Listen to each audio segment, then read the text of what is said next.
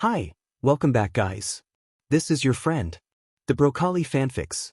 Back with amazing fanfiction. This is the series of What If Deku Had Overpowered Roulette Quirk. Now before starting, please give this video a like and subscribe to the channel if you want more videos like this. Now let's get into the fanfic. Midoriya Izuku had always dreamed of becoming a hero, just like All Might. Fate always had a funny way of giving you what you wanted in a way you never expected. Bakuga liked to say that was just fate being FNG Beach, but, well, he'd never had much of a sense of humor, anyway. Midoriya thought it was fate's way of testing you, of seeing if you really wanted what you wished for after all, if it didn't happen exactly the way you thought. In the middle of Tokyo, Japan, during an age where quirks were a common everyday part of life, there were two young boys. Midoriya Izuku and Bakugo Katsuki were neighbors, and they ended up going to the same school when they started kindergarten.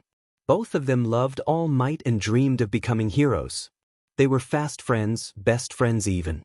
Bakugo was rather bossy even as a toddler, but he was good at it, with the kind of easy confidence that drew others to him. When Bakugo led, Izuku followed without question, eyes forever wide with admiration. Katsuki-chan became Kacchan easily, and for a time, things were good.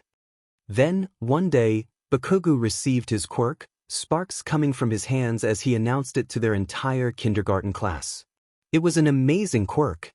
Powerful, flashy. Great for a hero in the making. Everyone told him so, from his parents to his classmates to his teacher to people he barely knew. Little Izuku did it most of all, his biggest fan, as usual. Kacchan basked in the praise, face lighting up almost as much as the sparks in his hands. After that, things changed. Slowly, but surely, Bakugo's bossiness became something worse. Until he grew angry at anyone who disagreed. Confidence became arrogance. His competitive spirit became an obsession with being number one. He still dreamed about being a hero like All Might. But the focus, the picture was sharper. It was no longer simply a childish dream, but a clear ambition. The path before him was obvious now, and thanks to his amazing quirk, he would have no trouble with it. Bakugo Katsuki was going to the best of the best, the number one hero of all of Japan. And Midoriya Izuku, despite still remaining quirkless, dreamed of the same. But the dream that once drew them to each other did little other than make them clash now. Even so, even though he was the most frequent target of Bakugo's growing temper, Midoriya stayed. He continued to follow him around with the same clear admiration in his eyes. There was more even because his quirk really was amazing. Midoriya Izuku still dreamed about becoming a hero just like All Might. He still dreamed he would get an amazing quirk like Kacchan too. Eventually he did. Oh, how he did. Midoriya received his quirk about nearly a year after Bakugo. He was 5.5 years old, one of the last in his kindergarten class to get a quirk. He'd been bouncing off the walls in excitement as soon as he'd found out last night. Afterwards, despite his mother's best exasperated attempts, he'd barely been able to sleep, too excited about telling everyone. Finally, he had his quirk too. When he arrived at his kindergarten class, he didn't even bother with greetings before he giddily announced to all the other students and adults, "There, I got my quirk."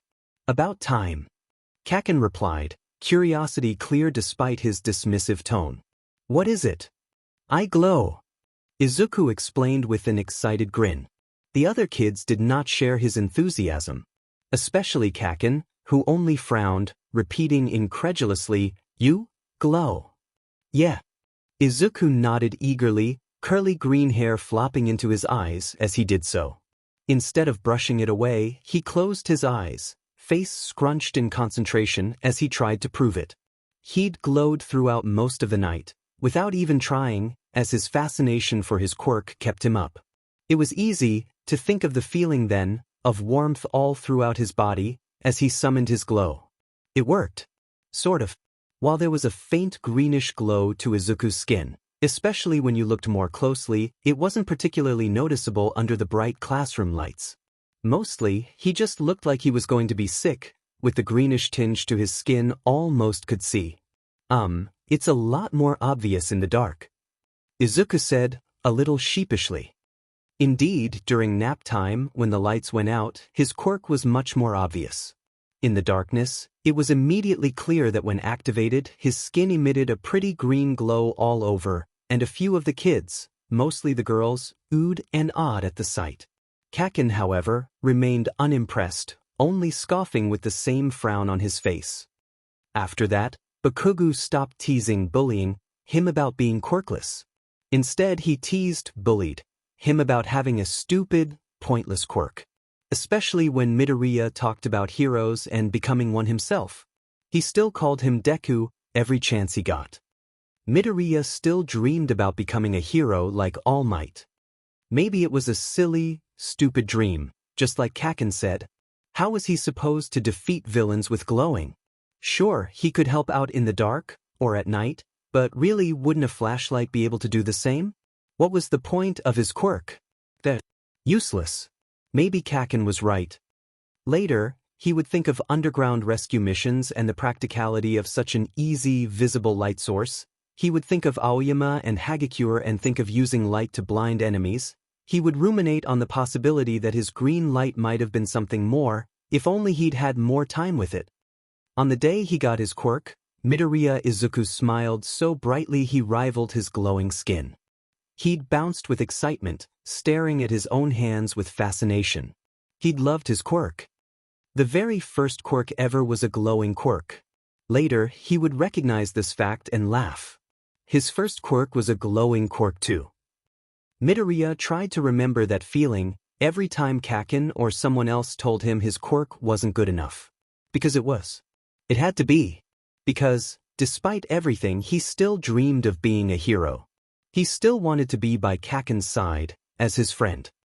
Midoriya Izuku had always been someone who looked at hopeless odds, and gambled anyway. Which was the funny thing about it all when he'd think about it, later on. Because he'd never needed his quirk to gamble everything he had on a single instant.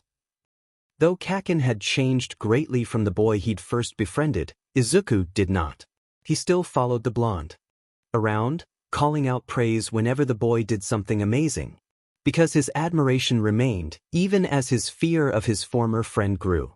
And maybe it was habit more than anything, or he simply liked having more followers around who praised him, but even though he always had a mean word to say or an insult to spit at him, Kacchan never actually told him to go away. So he never did. Because when Bakugo led, Midoriya followed without question, eyes forever wide with admiration. Then one day Bakugo tried to hurt someone else. Midoriya Izuku had always dreamed about becoming a hero like All Might. So, even though his quirk was useless in a fight, useless for a hero, even though glowing would not be able to stop his former friend's fist from hitting his face, he stepped forward anyway. Body trembling, voice shaking as he spoke, Midoriya found himself standing in front of Bakugo's angry form before he could stop himself. As the blonde reacted to his interference by growling and stalking forward, arm rearing back and ready to strike against him, Izuku closed his eyes. Midoriya loved his quirk, he did. But he hated it too. And in that moment, more than anything, despite his own previous convictions and feelings, he wished he had a different quirk. Perhaps someone out there was listening after all. Fate always had a funny way of giving you what you wanted in a way you never expected. But wasn't that what quirks were all about, anyway? Eyes closed, Izuku expected pain to explode in his skull immediately. Instead, there was a sense of warmth throughout his body, a strange tingling, and then he opened his eyes. Kacchan's fist sinked into skin. Literally. There was no bruise, no pain. Instead, his skin was stretched all around the blonde's fist, like he'd thrown a punch against a rubber training dummy instead of his former friend's face. No one quite understood what happened, least of all Izuku, who could only stare dumbly at the fist stuck in his right cheek. When he glanced at the other boy, the expression he saw was almost enough to make him laugh. Kacchan was gaping in shock, eyes disbelieving. But when he saw Izuku staring, his eyes narrowed into a much more familiar angry glare. His fist fell away from his cheek suddenly, and the skin rippled before it reformed back into the shape of his usual face. Before Izuku could think too hard about this fact, Kacchan was pulling his arm back again, and swinging another punch right at him. This time, though he flinched instinctively, he didn't close his eyes, and he could see the way the punch sinked into his skin, easily absorbing the blow with absolutely zero pain. This time, Kacchan didn't let his hand linger, as he quickly pulled it away as though it had been burned, once he realized the same thing had happened, and his attack failed completely. With language that would no doubt get 5-year-old Bakugo Katsuki a slap upside the head and an annoying lecture from his mother, even though he'd learned it straight from her own FNG mouth, he blurted out, more confused than angry now that he realized this was actually happening. Deku, what the F dash? Midoriya Izuku had always dreamed of becoming a hero, just like All Might. For his first ever heroic act, where he selflessly defended the weak despite his own perceived failings, he succeeded in an incredible trick. Yeah, Midoriya had no idea what he just did. Somehow, instead of getting his entire body bruised black and blue for his efforts, he was completely fine. Sort of. Was he really fine, when he had no idea why or how his skin was suddenly some strange rubbery material all of a sudden? Language, Kacchan. The instinctive reply came before Midoriya really knew what he was saying, the easy words at odds with his entire shocked demeanor. Though the punch had not hurt him at all, had not even winded him, it sure felt like his entire world had been knocked over with it. He didn't understand. It would take years before Midoriya understood it all, in its entirety, and even then, quirks were such uniquely personal and impossibly amazing things, they were always changing and evolving along with their users. It didn't help that after certain incidents, he developed something of an aversion to scientists wanting to research his quirk. The only people he trusted with such things was himself, or one of his classmates from 1A, but considering all of them were active pro-heroes, that didn't leave much time for consuming research. That was fine though. Midoriya had always worked best in the heat of the moment, after all, and he'd never been afraid to gamble. Deku. What the dash was that? At least he understood this. Bakugo was gritting his teeth, violently grinding them as he spat out each word like a bullet. Anger shone clearly in his eyes again, momentarily overcoming the confusion. Despite the fact that said anger was clearly directed at him, and the blonde looked about a second away from trying to punch him again, even though it clearly didn't work, Midoriya almost breathed a sigh of relief. At least this was familiar ground. This didn't make his head spin and his chest ache, as he wondered what was wrong with him this time. Too wrapped up in his thoughts, he didn't realize Bakugo had walked right up to him until he was rather violently shaking his shoulders. Deku. I don't know what happened. He finally managed to stutter out, voice small and plaintive as he tried not to look at Angry Boy's stare head-on. At this close distance, no matter how familiar it was, it did not make it any less intimidating or scary. As if sensing it, Bakugo let go with a shove that, despite not hurting him, did send him stumbling back. It wasn't even that strong or rough a shove, really, but his legs felt weak and shaky. He fell to the floor with a thud. Were they made of rubber now too? They were. He didn't know. Because at the moment, Midoriya was 5 years old, nearly 6, and he'd never been able to turn his body into rubber before. What he could do, because he'd received his quirk months ago, was glow in the dark. He could turn his skin aglow with a pretty green tint that was his favorite color. Or at least he was supposed to. As he quickly discovered when he tried to do it now, he couldn't anymore. The familiar warmth that he could once conjure up in his body easy as breathing was nowhere to be found. He couldn't glow anymore. Even during the day, though his glow was not easily visible to others, it was always perfectly clear to him. He could feel the warmth inside of him, like a comforting blanket was thrown over him, and it was one he could call on any time. But now, no matter how hard he tried, he felt nothing. He felt cold. Now, no matter how much he called, no warmth, no glow, came to him. Somehow, it was this fact, not the one where he'd suddenly gained the ability to be a human training dummy, that completely disconcerted him. All power had a price. To gain something, you lost something too. That was the thing about his quirk, that few people realized the significance of. The guilt and regret came over him like a wave, drowning him until it felt like he was choking from it.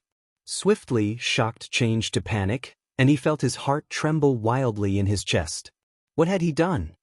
In an instant, a moment of weakness, he'd hated his own quirk and wished for another. There was a reason they said to be careful what you wish for. His voice took on a desperate tone, as he turned wide and pleading eyes at his childhood friend. Kacchan, I can't glow. Part of him knew that Bakugo held no more answers for him. He was the one asking what happened, after all. Yet he could not help it.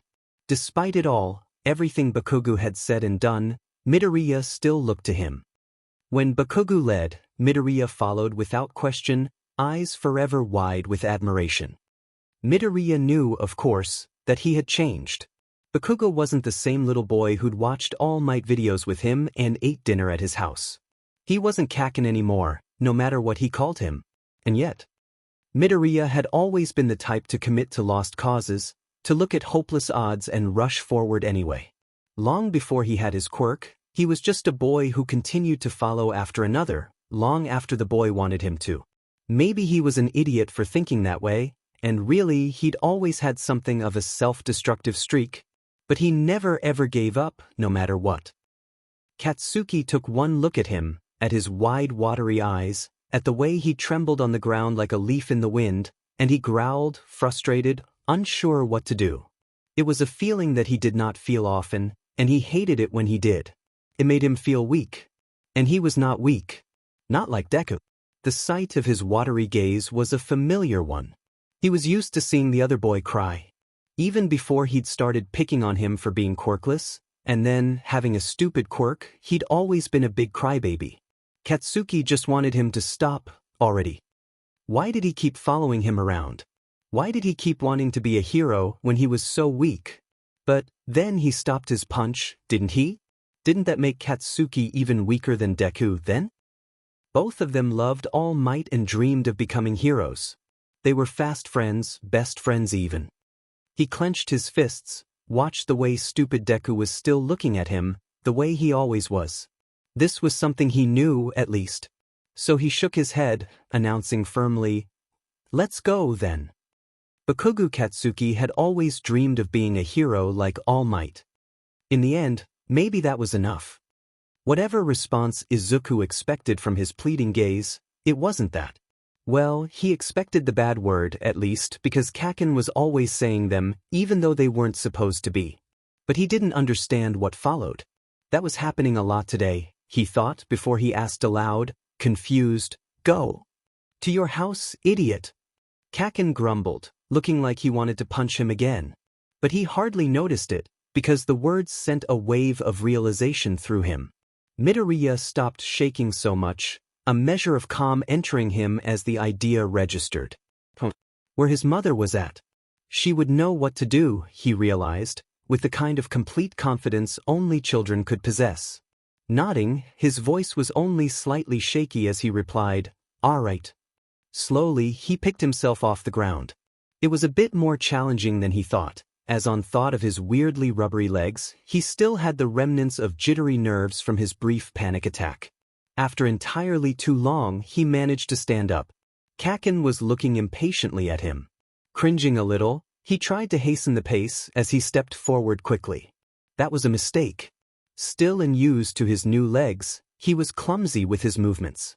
Trying to do anything with any kind of speed resulted in him stumbling, and with another soft thud, he fell to the ground once more. There was a reason why people liked routines. They made people feel comfortable and safe. You were confident when you were used to something and knew what to do. His quirk was kind of the complete opposite of that, each and every time. He eventually learned to recognize similarities and difference between quirks, to trace patterns and utilize his quirk to its true potential so that he minimized the drawbacks. But there was always that moment of confusion and fear, when he had no idea what he could do, when he was forced to adapt to a different quirk that completely changed him in ways he didn't yet know. Bakugo growled again, his frustration reaching a boiling point that caused his hands to spark and smoke from his quirk. The sight of it was enough to make Midoriya start trembling again. Though the boy had never actually hurt him using his quirk, even he knew how dangerous that was. And besides, his fists alone were more than enough to handle useless Deku, and though he knew that it literally could not harm him anymore now, Midoriya flinched anyway. Sorry, Kacchan. Wary of the other boy's growing temper, he tried to get up again as swiftly as he could while remaining careful. There was no point if he only ended up tumbling down again after all. When he finally managed to right himself again, he saw Bakugo grinding his teeth, looking conflicted, which for him translated to looking more angry. At least his hands weren't sparking. Before he could apologize again, the blonde suddenly turned his back on him, making his eyes widen in alarm. Was he leaving him behind? The thought left Izuku feeling cold. But why was he even surprised? It was hardly the first time. Bakugo Katsuki had always wanted to be a hero like All Might, and Midoriya Izuku had always shared that same dream. But that was all they shared, because while Midoriya was small and shy and weak, Bakugo was strong and fierce and incredible. He was always shooting forward to new heights before anyone else and hardly waited for anyone to catch up. And certainly not Deku. Even before he changed, that had been the same. He'd always been the first one to move, always the one in front of them, while the rest of them could only try to catch up lest he leave them behind. In time, that would change. Oh, how it would change. Izuku was ready for that to happen again, for him to watch Kacchan's back steadily grow smaller as he stalked away, leaving him behind like the useless Deku he always said he was. Instead, the blonde suddenly spoke up, ordering with clear finality, "Get on my back." For a long moment, Izuku could only look on dumbly, incomprehension all over on his face. What was happening was so outside his expectations that he could hardly believe his own eyes, let alone actually make a single move. Bakugo Katsuki had always dreamed of being a hero like All Might. Of course, no one ever hesitated to take a helping hand from All Might, like they always tended to, with him. Rescue missions were not Bakugo's forte. Even after growing up and getting a handle on his temper, he may have been a good hero, but he was not exactly a nice one. Much like Endeavor before him, though to a lesser extent, he was not particularly popular amongst civilians despite his impressive record against villains. Of course, Bakugo always found a way. The force of each word was enough to knock Midoriya out of his daze. Hardly able to refuse, Izuku shakily made his way over, much more carefully this time. He knew better than to rush it now. Eventually, he found himself on the other boy's back, arms wrapped loosely, mostly because they were also rather rubbery, around his neck so he wouldn't fall off. Now, Bakugo was pretty strong for a 5-year-old, but even he would not have normally been able to carry Midoriya on his back. Normally that was. At the moment, it seemed like the green-haired boy was much lighter than usual, and really only slightly heavier than his backpack. Soon as Midoriya had stopped moving, Bakugo started off, immediately heading out the park to the green-haired boy's house. Should we go too? One of the other kids, who up until this moment, had only watched the events unfold without speaking, finally piped up as they neared the exit. Caught up with everything that had happened, Izuku had nearly forgotten he wasn't alone with Kacchan. The entire time, the small group of other kids who gathered around Bakugo, as well as the victim of the bullying Midoriya had stepped forward for, were silently watching the proceeding with stunned looks on their faces.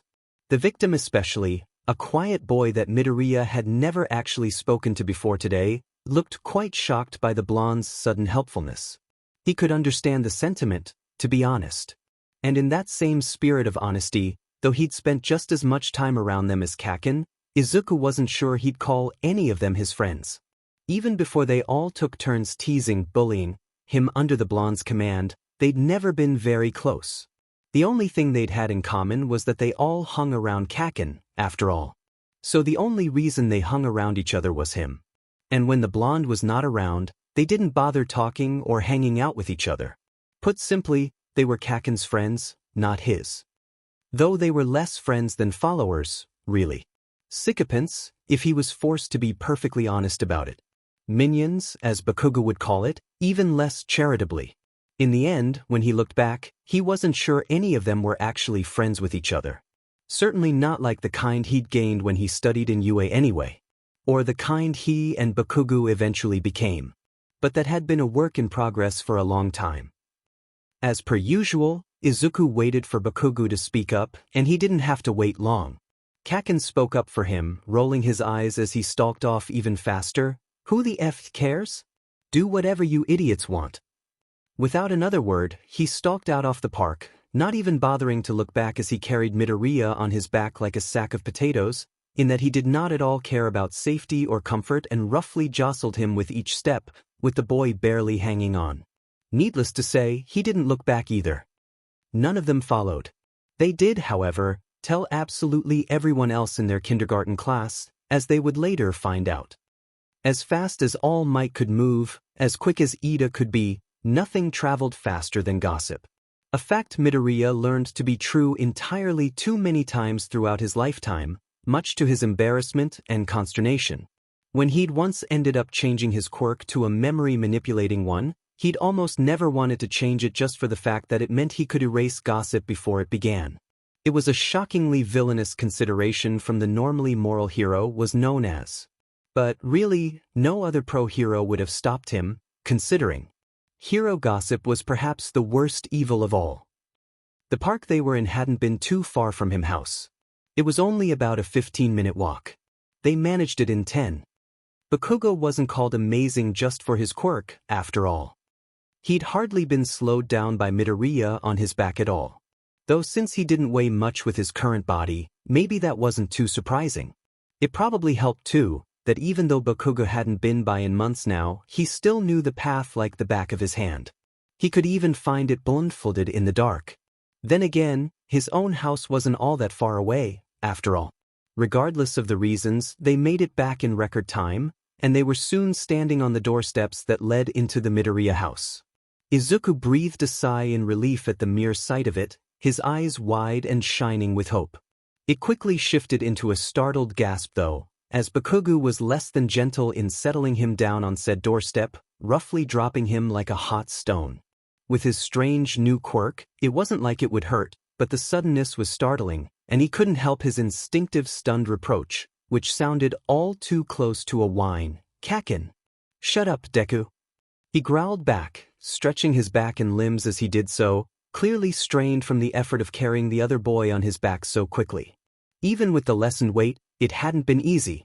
It was a sight which made Izuku cringe with guilt. Maybe it wasn't technically his fault, since Bakugo had volunteered or really ordered it happen. But the entire situation was his fault because his quirk randomly disappeared, or changed, or something completely impossible. Then again, that had only happened because Bakugo had decided to start bullying other people aside from Midoriya, and the aspiring hero in him had stepped forward before he could even think about it. Maybe a tiny, bitter part of him, the one who could only cringe and cry every time his former friend treated him like he was little better than trash. Deku thought he deserved this and more. But he squashed that part down. Because that wasn't what heroes did. So, because he Midoriya Izuku, because he was Deku, he apologized anyway. Sorry, Kacchan. Whatever. The blonde shook off the words with a shake of his head, an unreadable look in his eyes. There was a moment of tense silence when it seemed like. Then, Bakugo scoffed, huffing impatiently as he ordered him again. Just ring the demon doorbell already. All right. He took in a deep breath, trying to steel himself as he slowly, carefully, approached the door on shaky feet, before he knocked on the door. Depending on where his mother was and what she was doing, it could take a while. Frowning impatiently at the door, he turned around, mouth open to ask how long he thought it would be. But when he did, he realized the other boy was walking away. Kacchan? Wait. He called put desperately, unthinkingly taking a quick step forward. Not his smartest idea, seeing as it immediately resulted in him tripping over his own rubbery feet again, and he fell to the ground with another thud. But he didn't even care, as he raised his head to track Bakugo's disappearing form with watery eyes. The blonde never even looked back. That was how Midoriya Izuku found her son, lying face first on the ground, and arms stretched out towards the street outside. He was not moving, and for one horrible heart-stopping moment, she feared the worst. But then she saw it barest tremble of his shoulders, which was followed up by a faint sad sob that broke free into the air, before it was choked off. Despite the fact that something was clearly wrong still, She breathed a small sigh of relief for the fact that at least it was not her worst nightmares come to life. Nonetheless, she could not stop the panic and the nerves, as she wondered exactly what had happened. Quickly approaching him and kneeling down to help him up, she asked as gently as she could while worry had her wrapped in a vice, "Izuku, dear, what's wrong?" He didn't answer immediately or respond to her help, but he did not resist it either, and soon he was sitting upright at least. A look over revealed no obvious injuries, though his clothes were slightly scuffed and dirted from being on the ground. Haltingly, he began to speak, lip trembling, "IQQ Quirk." It took a while for Izuku to explain the situation, through his hiccuping and stuttering, but really, all he needed to do was show his mother the way he could no longer stand and walk properly, before his body was suddenly no longer flesh and bone, but some weird rubbery material. And while Inko didn't exactly punch him to test his new ability to take damage, even simply poking him gently produced a similar effect. Needless to say, she was about as shocked as he first was, and still was, to be completely honest, but, faced with the fact that her son was clearly distraught over this situation, she forced herself to strangle down the panic so she could remain calm and take over. She had no way of knowing that however much Izuku was worried over his sudden change, and the fact that his body was not responding like it used to, he was perhaps even more worried about the constant state of flux that was his relationship with Bakugo instead. Really though, after the way the other boy had simply left him behind without another, after helping him and giving him a piggyback ride, who could blame him for being confused and disappointed? In any case, Inko quickly took charge of the situation, getting out her phone to call a taxi so they could head to a hospital. While he didn't seem to be in life-threatening danger from what she could see, a quirk suddenly changing was unheard of, and she had no idea what the effects actually were. They needed to make sure everything was all right. By the time a taxi arrived, Izuku was pulled out of his thoughts and reminded of his current situation, especially as Inko gently nudged him towards the car. He attempted to walk himself. It was a slow process, but he mostly managed it, feeling slightly embarrassed by the way he had to hold his mother's hand to do it. Still, it was better than having her carry him. Izuku wasn't a little kid after all. He was 5 years old already. He was so young then. So young. Still just a dumb little kid who had no idea what was about to happen. But he still didn't let go of his mother's hand, even once he was safely inside of the car, with little danger of tripping over his own feet. With his strange new rubbery body, he could barely feel the sensation of his hand in hers. Yet even the faint sensation was enough of a comfort, a reminder that he wasn't alone, and she was there. The receptionist hadn't seemed too impressed when they explained what happened. Mostly, she seemed to think they were lying about it all. But she made the appointment and told them to wait all the same. Eventually, they were taken to a doctor specializing in quirks. He wasn't half as skeptical as the receptionist, and seemed to believe their story almost immediately. It probably helped that he had the medical records on hand clearly stating Izuku's quirk was supposed to be simple bioluminescence, even though he was now demonstrably unable to glow, and instead, seemed to have an altogether different quirk instead. The doctor called it rubber body, and as the name implied, it made it so that his entire body has the properties of rubber. This meant that any kind of blow or touch against him either sunk into his skin or bounced off, depending on how light it was. Because of the rubbery quality of his skin, he couldn't feel sensations half as well as he used to either, as holding his mother's hand has proved, and, after some testing which involved holding a hot compress and some ice cubes, alternately it seemed he couldn't feel temperatures too much either. Though he could still tell when something was hot or cold, to him, it was more like it was merely mildly warm or cool instead. He probably wouldn't need to bundle up so much during winters. If that wasn't enough, it turned out that his body could also stretch itself like rubber too. Though it was initially done by the doctor literally pulling his finger as far as it could go, which turned out to be quite far, Izuku realized he could do it himself too, though it took much more effort and conscious thought. He just wasn't to being able to stretch himself that much. It was like using muscles he never realized existed. After another series of tests conducted by the doctor, it was concluded that he was able to stretch his limbs up to a maximum length of about 2 meters, but he could not hold them there for long, only for a few seconds at most. He could hold position at shorter distances more easily. None of it actually hurt him, though he did begin to feel a certain strain if he tried going further than his maximum distance. Even so, Izuku could hardly believe it. His worry had slowly become replaced with excitement, as each new test revealed a new incredible facet to his new quirk, which was truly amazing. Midoriya Izuku had always dreamed of being a hero like All Might.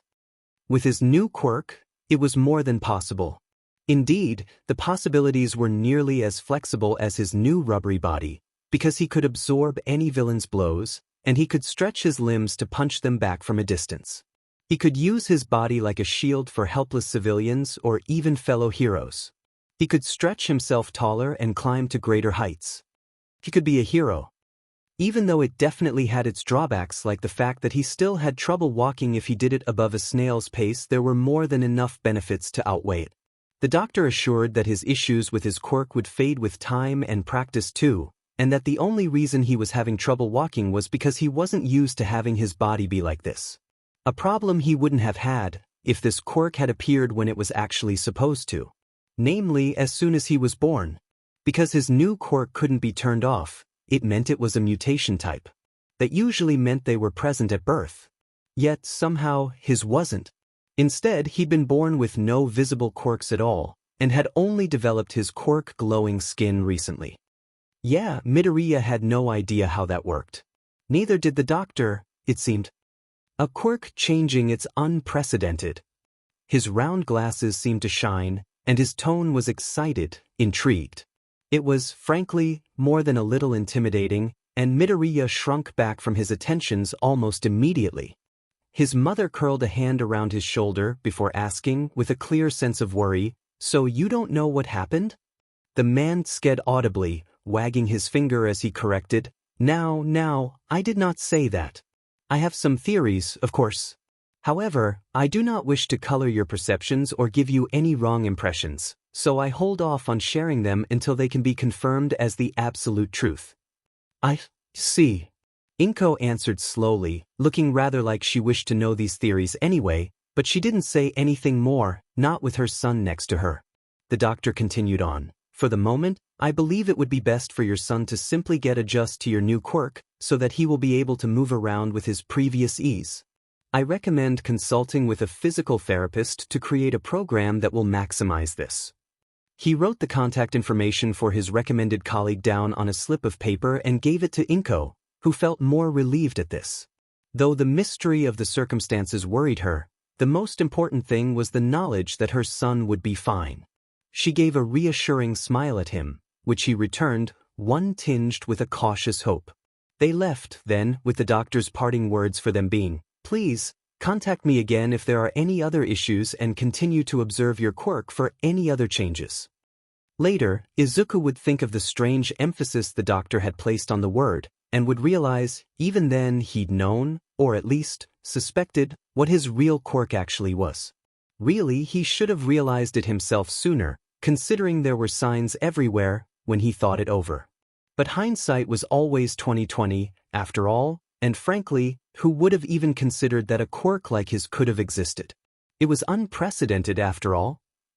Midoriya took about a week off from school after that, seeing as he couldn't really move around properly yet, and spent most of his time getting used to his quirk. They had consulted the therapist as recommended, and given a list of exercises he could do at home to help his recovery. It was slow going, but it was working, he thought. It was also really, really weird. He'd get that feeling a lot over the years. It was never easy adjusting to a completely new quirk, and even when he found quirks with a lot of similarities, there was always just enough differences to make the entire experience feel a little weird, anyway. Embarrassingly enough, it was a lot like he was a baby again and just learning how to walk for the first time. That was a blow to his self-esteem.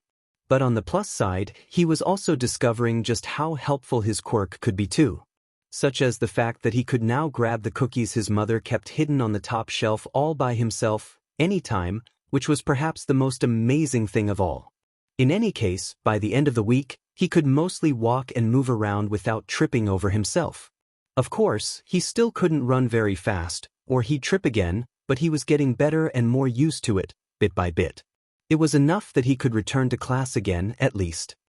Midoriya Izuku had never been very popular or well-known amongst his classmates. He didn't really have any friends besides Kacchan, and most times, it was hard to count the boy as one, even if he didn't like to think of it that way. But on the day of his return, his entire class, as well as a crowd of teachers and staff, all crowded around him. It was the most eyes and attention Midoriya had ever had on him, and he was rather quickly overwhelmed. Midoriya never really got used to it, not even as a pro-hero in the public eye. Certainly, he had learned how to fake it a little better, at least, so that his nervousness wasn't completely obvious to everyone even from a telescopic distance. But in his heart, he had never stopped being the shy 4-year-old who no one ever paid any attention to because there was little interesting about him. His classmates didn't know what to think of his sudden new quirk. At least, he didn't actually have to say anything about it, seeing as what happened had long spread through his entire school. Of course, there were plenty who didn't believe said rumors. It didn't help that the story had gotten more convoluted the more it got shared, and by now, there was everything ranging from him getting kidnapped and experimented on by villains that changed his quirk, to him getting bitten by a radioactive glowing spider that gave him the ability to shoot rubber bands from his hands.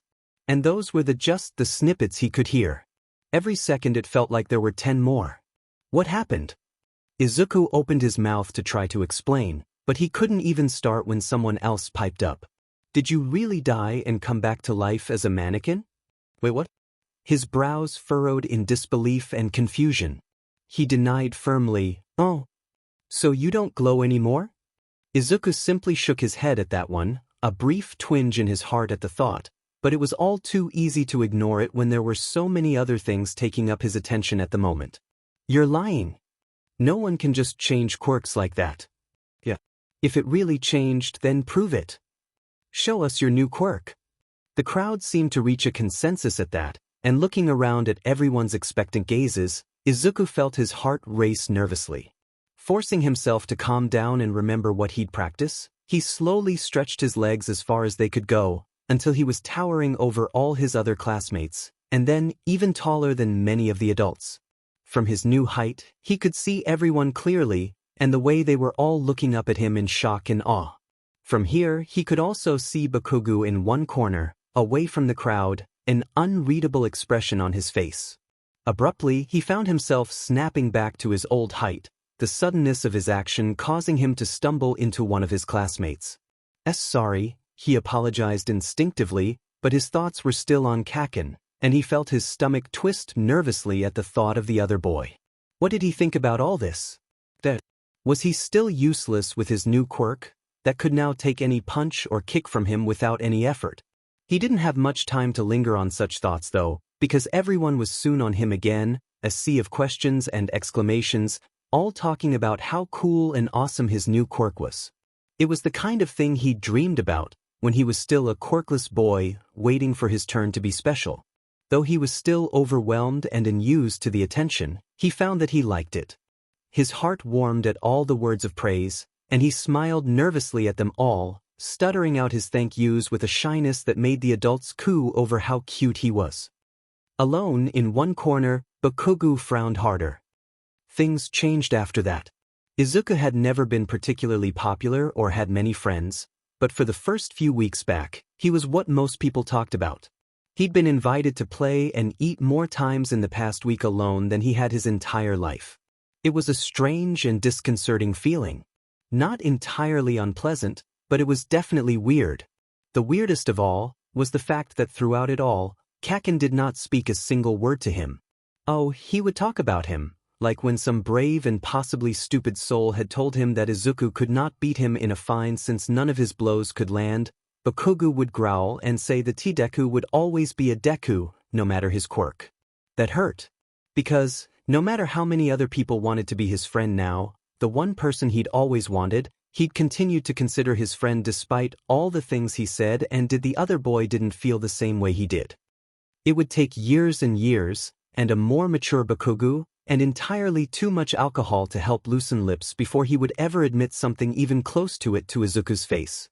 The entire speech had been shockingly sentimental, and the both of them had been in tears by the end of it, hugging it out in a way they pretty much hadn't done since they were both tiny toddler who didn't know anything. Thankfully, Someone, probably Ochako and or Kirishima, had managed to get the entire confession on film so that it would be immortalized forever. Bakugo would burn the tape as soon as possible, of course, but soft copies were forever, especially once they got circulated on the internet under the hashtag Bakugo has a heart after all. The video itself would accumulated nearly 1 billion views and 500,000 likes, and would forever be immortalized in pro-hero fandom history. Izuku had his own copy tucked away in a secret folder for him to view anytime Bakugo was being particularly frustrating, annoying, or hurtful, to remind himself that the big JRK was actually a good guy and friend underneath it all. Sometimes he also just liked to watch it for a laugh. Few things were as funny as a tearfully sentimental Bakugo Katsuki who had snot dripping from his nose, after all. But the more things changed, the more things stayed the same.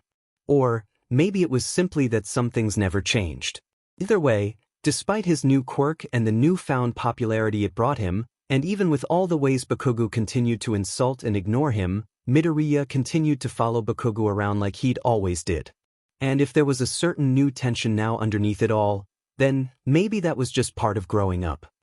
When Bakugo led, Midoriya followed without question, eyes forever wide with admiration. Then one day, Bakugo slipped, and Midoriya reached out, grabbing desperately onto his hand with his stretched out arms. For a moment, they'd stopped there, Bakugo dangling over the edge with only Midoriya to keep him from falling. For a moment, Midoriya had thought he would let go, that the blonde would rather fall than allow himself to be helped by a Deku like him.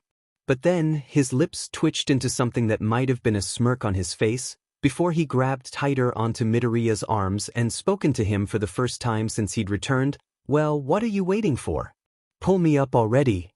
So, he did, and in the end, Bakugo had looked at him, another unreadable expression on his face, before he scoffed, and there was something like approval in his tone as he told him, "Maybe you aren't such a Deku after all."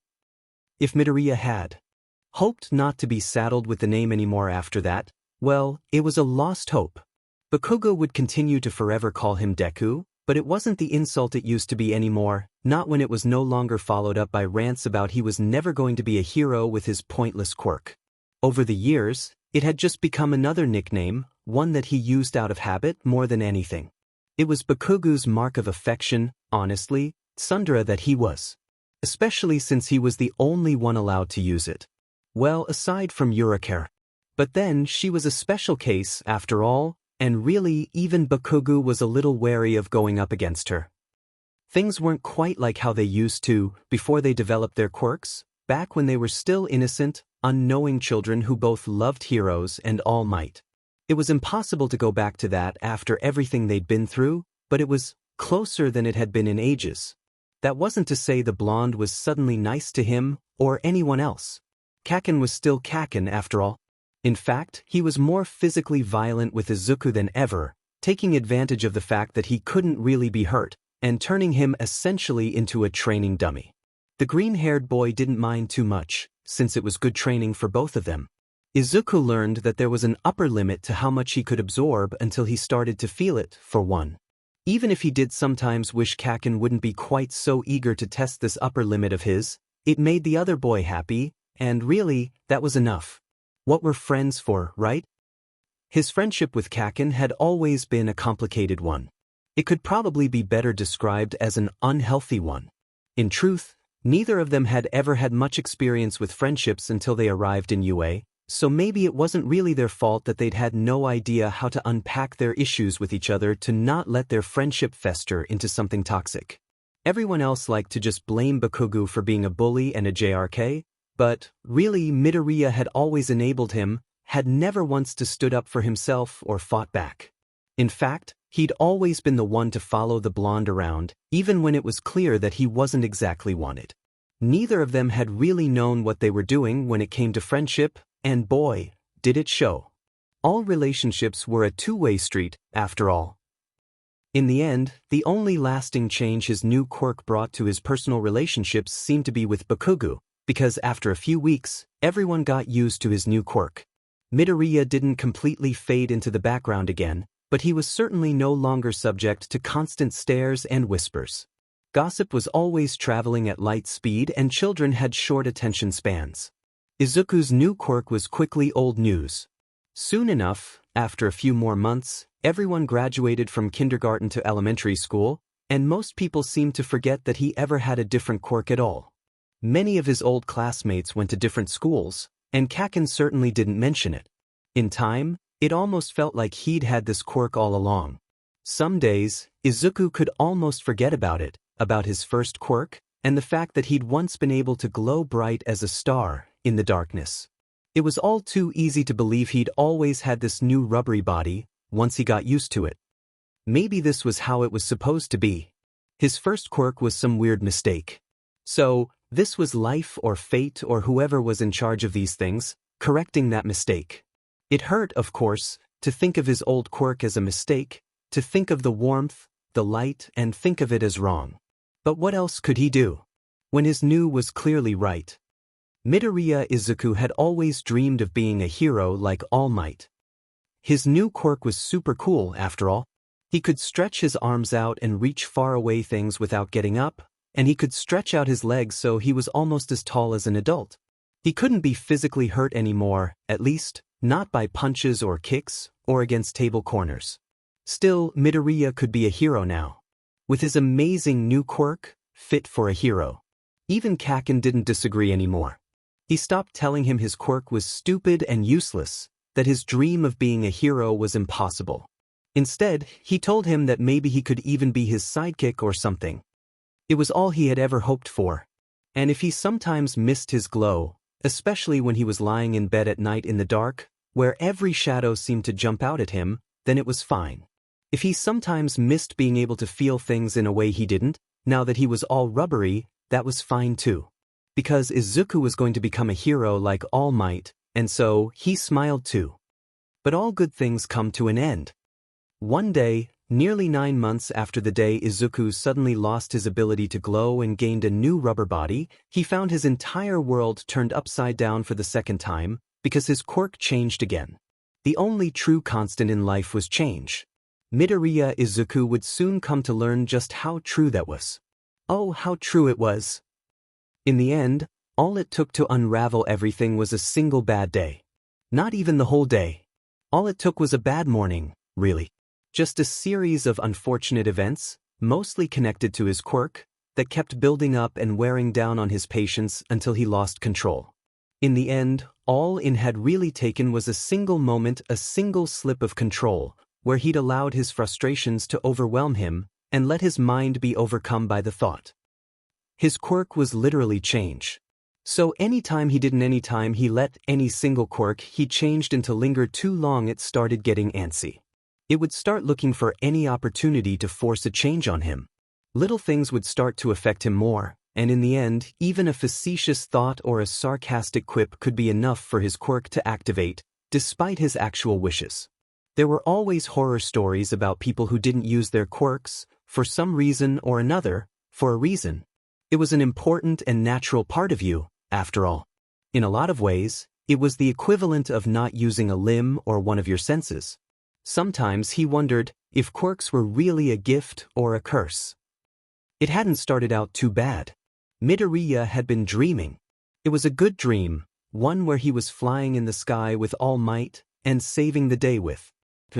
Then he'd woken up. Things started going downhill from there. When he sleepily stretched with a yawn, he accidentally stretched his arm too far and knocked his alarm clock off the table. It fell to the floor with a loud crash, and most unfortunately, broke from the force. That was bad enough as it was, but the fact that it was an All Might alarm clock, and he managed to essentially decapitate his hero by accident. Izuku paled in horror at the sight, and may or may not have cried a little too. He did.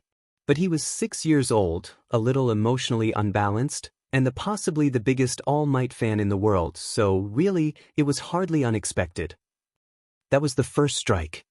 Much as he wanted to think of himself as a big boy who could certainly handle his own problems, when it came to emergencies, he still ran to his mother. He went to her now, too, bringing the broken pieces of his clock, and explaining what happened with a slight hiccup. She took him the pieces from him carefully, placing them on top of a shelf, where they would be safe, before she gave him a hug and promised him they would fix it later, after school. The promise, and the soft words and the soft arms they were delivered with calmed him down immensely. After a few moments, she let him go, telling him breakfast was ready now. Izuku managed a small smile and headed for the dining table. Once there, he slid into his chair, not All Might themed, alas, because his mother drew the lines at his obsession somewhere and shakily picked up the bowl of miso soup on the table. Now that he wasn't completely consumed with worry for his broken clock, he realized he was hungry. In his eagerness, he didn't notice the steam still wafting from the soup. Ignorantly, he took a large gulp and immediately spat it all right back out, because it was scaldingly hot on his tongue. While Izuku could now easily touch scaldingly hot objects with no ill effects, the same did not apply to his tongue, which remained as sensitive to temperatures as it used to be. His burning tongue throbbed with pain, and he could feel his eyes start to sting from its effects, as well as from the sight of the other effects of his actions.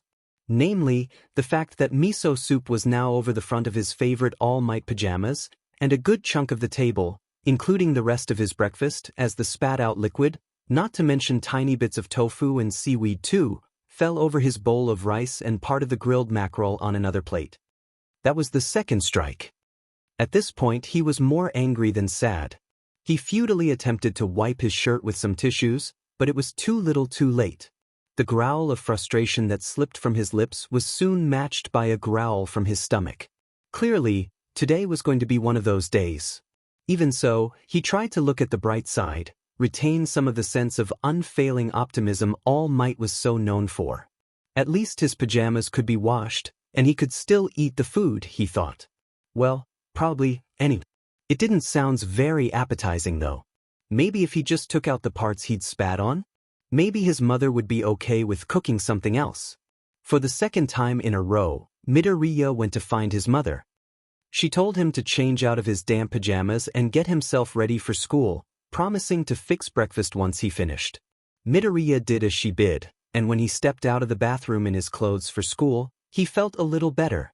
He wasn't quite so hungry when he was distracted by getting ready, anyway. Once he finished putting on his shoes, he started on fixing his things in his backpack. As he did so, however, he realized something very important. There was something missing. The answers to his homework, to be perfectly exact.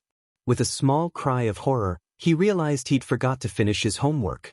He was supposed to do it all last night, but he kept putting it off because of how frustrating it was.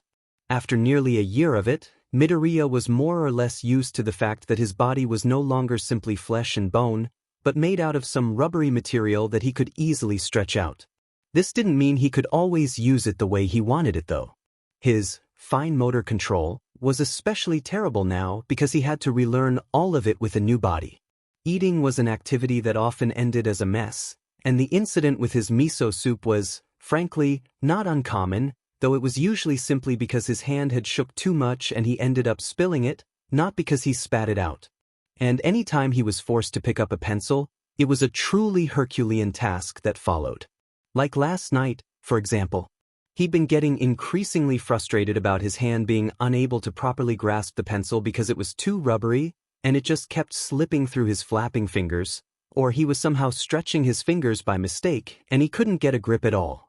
Either way, he made very little progress with writing out his answers. It was especially frustrating because he knew what to do and what he was supposed to write.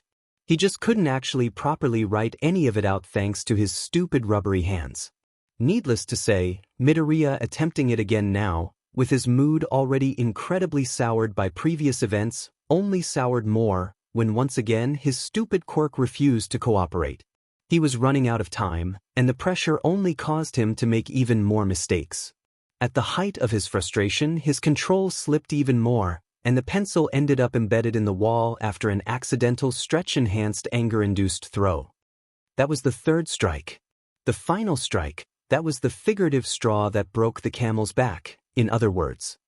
Midoriya loved his quirk, he did. He did. But he hated it too. And in that moment, more than anything, despite his own previous convictions and feelings, he wished he had a different quirk. At the thought, the familiar aching thought, Midoriya found himself frowning at his hands. He felt his body get suddenly very warm. It was almost familiar because it used to do that back when he glowed. But it was different too, very different. He knew instinctive that this wasn't the sensation of his body glowing. This was something else. It felt like his entire body was tingling, for one, and he shivered at the sensation. Though it didn't hurt, it felt weird, and he didn't understand it.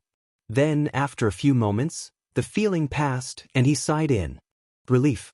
Not for long though, because he very quickly realized that his hand could now grasp the crayon as easily as it once did, before the incident that transformed his body from flesh and bone to rubber. With growing shock and horror, Midoriya realized his body was no longer rubbery and flexible.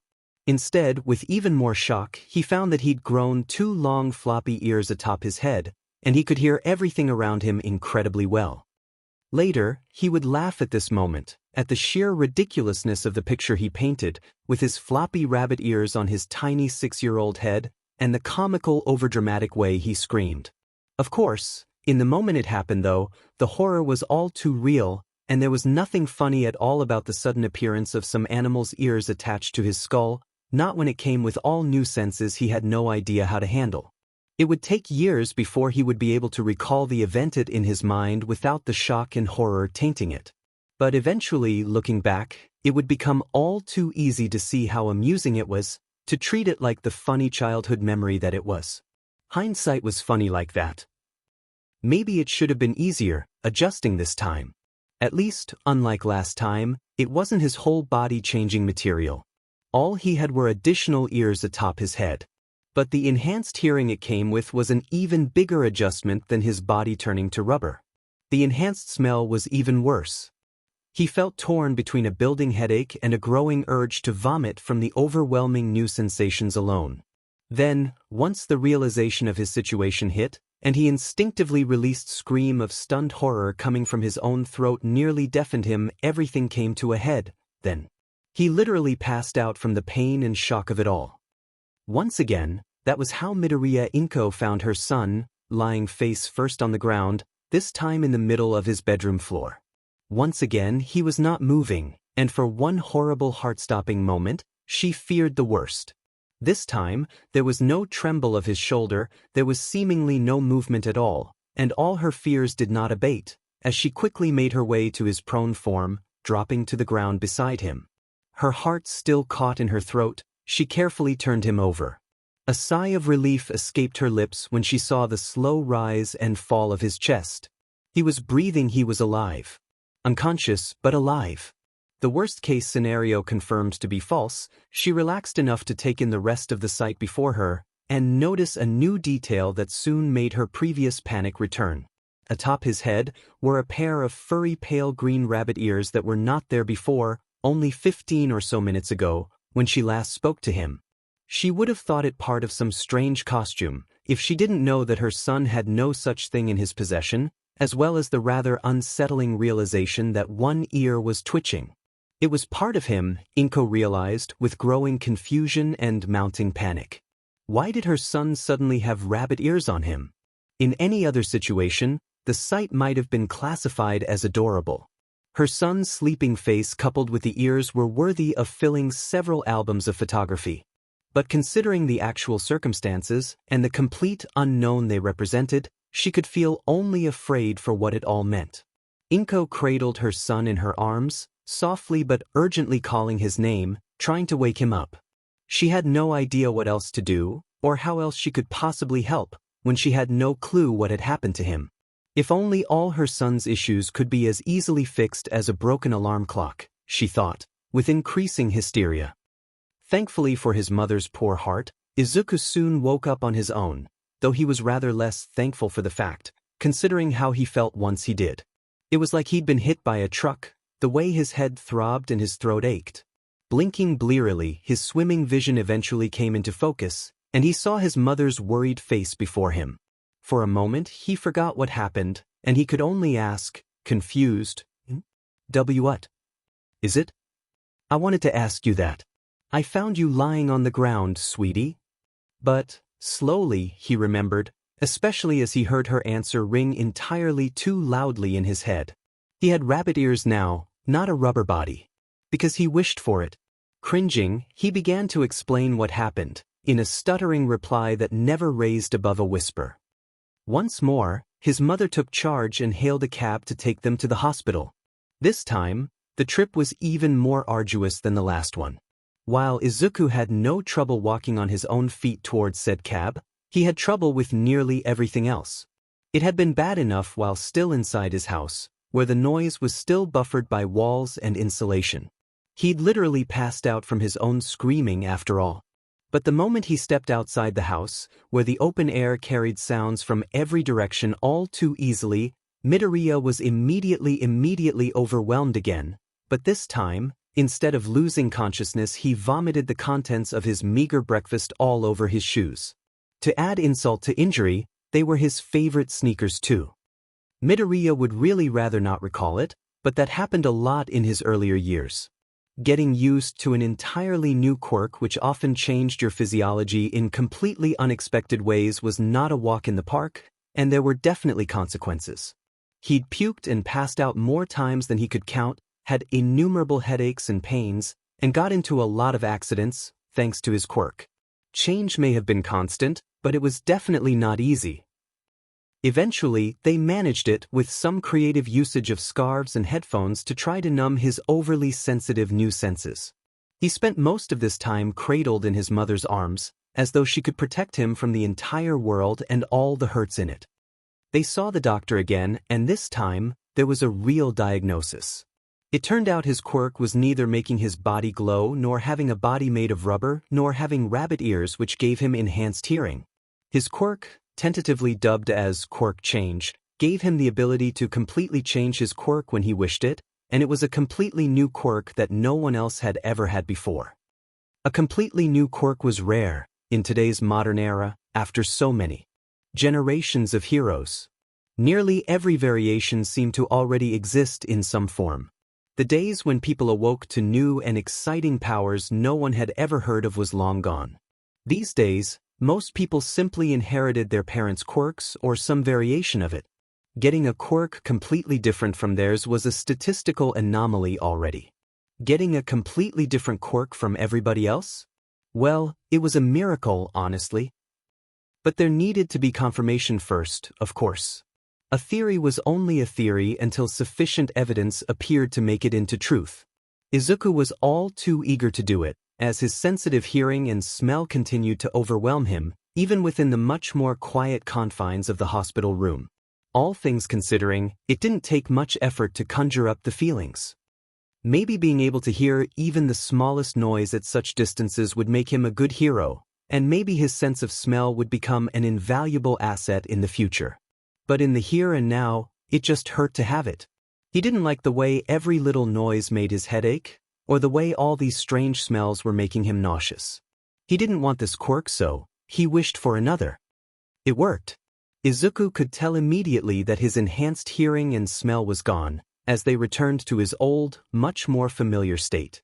A quick pat of his own head confirmed the rabbit ears were similarly missing, and the whiskers on his nose were also no longer present. He breathed a sigh of relief, as he was able to take off the headphones and scarves he'd been hastily wrapped up in. Of course, once that was done and he was clear-headed enough to take stock of himself, then came the next problem. Namely, the fact that while it was very easy to see his quirk had indeed changed, it was, unfortunately, harder to tell exactly what his quirk had changed into. That tended to happen a lot, to be honest. Most quirks weren't really instantly obvious unless they were the kind with physical manifestations, and even then, the actual abilities didn't always have anything to do with their appearance, like Ishido's pinkish appearance and her ability to produce acid. Oftentimes, it was a real guessing game, trying to figure out what his new quirk was. In a lot of ways, it could even be kind of fun, experimenting through a mixture of scientific and silly actions to try to reveal his quirk. His natural fascination with quirks and his logical reasoning made for a great combination in making sure he was generally more excited than frustrated when he had a new quirk he couldn't figure out. Perhaps there was something to be said for the philosophy that everyone was born with the perfect quirk just for them. For the few moments where nothing seemed to happen, Midoriya looked over himself, shaking his hands, standing up and doing whatever he could think of to draw out his new quirk. But it was all to no avail. Unlike his last quirk, there were no outward signs of a change. There didn't seem to be any inward sign either, since he just felt, well, normal. Midoriya was stumped, he had to admit, but he wasn't too disappointed. Mostly, he was full of anticipation, wanting to figure out the puzzle of what his new quirk was. Before he could get a little too excited though, the doctor stepped in with his own experiments. Mostly, he went over Izuku with various tools first. He used his stethoscope to measure his heartbeat, which showed slightly elevated signs, thanks to all the happenings, but were within normal range. Then, he used an otoscope to check inside his ears, which were also normal, though they could probably use a cleaning. Finally, he using a reflex hammer, which also resulted in perfectly ordinary results. It wasn't until the doctor asked him to open his mouth with his tongue depressor that something outside the ordinary happened. As soon as the wood touched his tongue, it began to melt. A new diagnosis was swiftly made after that. Acid spit, the doctor concluded. Midoriya's new quirk was acid spit. It was as awesome as it was gross, which, to a small boy, was essentially the same thing. Indeed, once he realized it, his face lit up, and his lips split into a wide grin as he proclaimed, with all the childish certainty and excitement of a 6-year-old, "That is so cool." After that, they ran a few different experiments to test out the limits of his new quirk, which the boy took on eagerly, especially when it meant he was literally being given permission to spit wherever he wanted. Much as he tried to be a mature and responsible hero like his idol at all times, he was still very much a young boy after all. From the results, it was concluded that his spit could melt through pretty much anything, given enough time and volume. Whether it was wood, plastic, or even metal, it was no match for the power of his spit. It also turned out that it was contact with air that turned his spit into acid, so it was entirely possible for him to contain his spit in an airtight container of some sort and then be able to drop it like a bomb on someone. It would be an acid spit bomb, a truly gross and amazing weapon of mass destruction. He could also use mechanism to allow his spit to travel much farther too, as a simple test with a straw proved. Though the end had melted a little since he'd taken a bit too long and the air had managed to get into the straw. Still, with the right airtight mechanism, it would likely be incredibly effective for long-distance battle. Certainly, it wasn't quite to the level of flashiness and power of Bakuga's explosive hands or All Might's incredible strength, but it was rather hard to beat the sheer awesomeness of having acid spit as a quirk, Midoriya thought. He could become an amazing hero with a quirk this. But as cool as it was, his quirk wasn't really acid spit, he realized. There was no quirk his Quirk Change couldn't change into. Anything and everything was a possibility. From the weakest to the strongest, the coolest to the lamest, the entire gamut of possibilities were all within his reach with a simple will of his mind. It was a truly dizzying concept, and even with its limitations, it was still more power than he ever thought he could ever have. Because here he was, shy and weak Midoriya Izuku, with a power not even All Might, the greatest hero in the world, could imagine. By now, it's rather clear that your true quirk is indeed Quirk Change, or the ability to change your quirk at will. The doctor noted, with an excited gleam in his eyes. Truly a unique quirk that has never been seen before. His true quirk was so much more amazing than bioluminescence or rubber body or even acid spit that he could hardly wrap his head around it. Part of him thought he must have been having a very strange dream. It was so hard to believe it was happening, especially to him. No matter how much he may have wished for an awesome quirk in the past, he didn't ever think he'd get something like this. Midoriya's mind was whirling with all the possibilities of his quirk, and clearly, the doctor was on the same page. It seems, so far, that though you can change your quirks anytime you will it, you are unable to choose what quirk it changes into. The doctor reasoned out. However, this may simply be due to the fact that you had no specific intentions in mind during your past changes, seeing as you were unaware you were able to change at all. That was a good point that Midoriya hadn't thought of, but now that he had, he found himself nearly exploding in excitement at the implications, especially when the doctor voiced out his next question. Therefore, the next point regarding your quirk that we must address is whether or not you can choose what quirk you change into, after all. Midoriya didn't know, but he was all too eager to find out, a wide smile on his face as he considered it. If he could truly choose what his quirk could change into. Midoriya Izuku had always dreamed of being a hero like All Might. That there was really only one answer to that. Still, this was easier said than done. By now, Midoriya had a fairly good idea of what his actual quirk could do, especially once he thought about everything that had happened since that first time he started glowing. Every time his quirk had changed, it had started with the intense feeling of not wanting his current quirk and wishing for a different one. It had been easy enough to conjure up the feelings when his quirk was making everything too loud and painful, and all he'd wanted was to make it stop. Now, it was a little harder, since he didn't feel the same hate for his current quirk. No matter how he thought about it, Acid Spit was too cool a quirk to feel such intense dislike for, and certainly not now, when he only had it for a little while. Part of him was still thinking about exploring the limits of what he could do with it. Maybe he was going about this the wrong way. Thinking about the quirk he wanted to have instead made things a little easier. It didn't much to conjure up his great admiration, obsession, for All Might. The pro-hero was his idol, and his quirk was amazing. How many times had he wished for something similar? How many times had he pretended to have it? Too many times to count. Midoriya Izuku had always dreamed of being a hero like All Might, after all. Once again there's that tingling feeling all over his body. It was a little like being doused in cold water, or like having tiny static shocks. When it was over, there wasn't any visible change that they could immediately see. Did it work? Only one way to find out, he thought. Midoriya tried to imagine that he was All Might beating up a villain, while swung his right fist out with as much force as he could, calling out, "Texas Smash." But nothing happened. No incredible rush of air or crazy force that probably would have ended up destroying the doctor's office now that he thought of it. However, he could see that though his arm was not exactly glowing with power, it was indeed looking quite different. Instead of the usual pale white, he was now greeted with bright golden skin. Despite his most fervent wishes, his quirk did not change into something like All Might's. Instead, he got skin color change, the simple quirk to transform his skin color to whatever he wanted. His skin had defaulted to gold because it was what he subconsciously most associated All Might with, but he could choose specific colors if he focused on it. He was able to change his skin to his favorite shade of green, then to a pale blue, then to a tomato red in quick succession. Not exactly a powerhouse quirk, but it was fun and pretty cool in its own way to see himself change like this.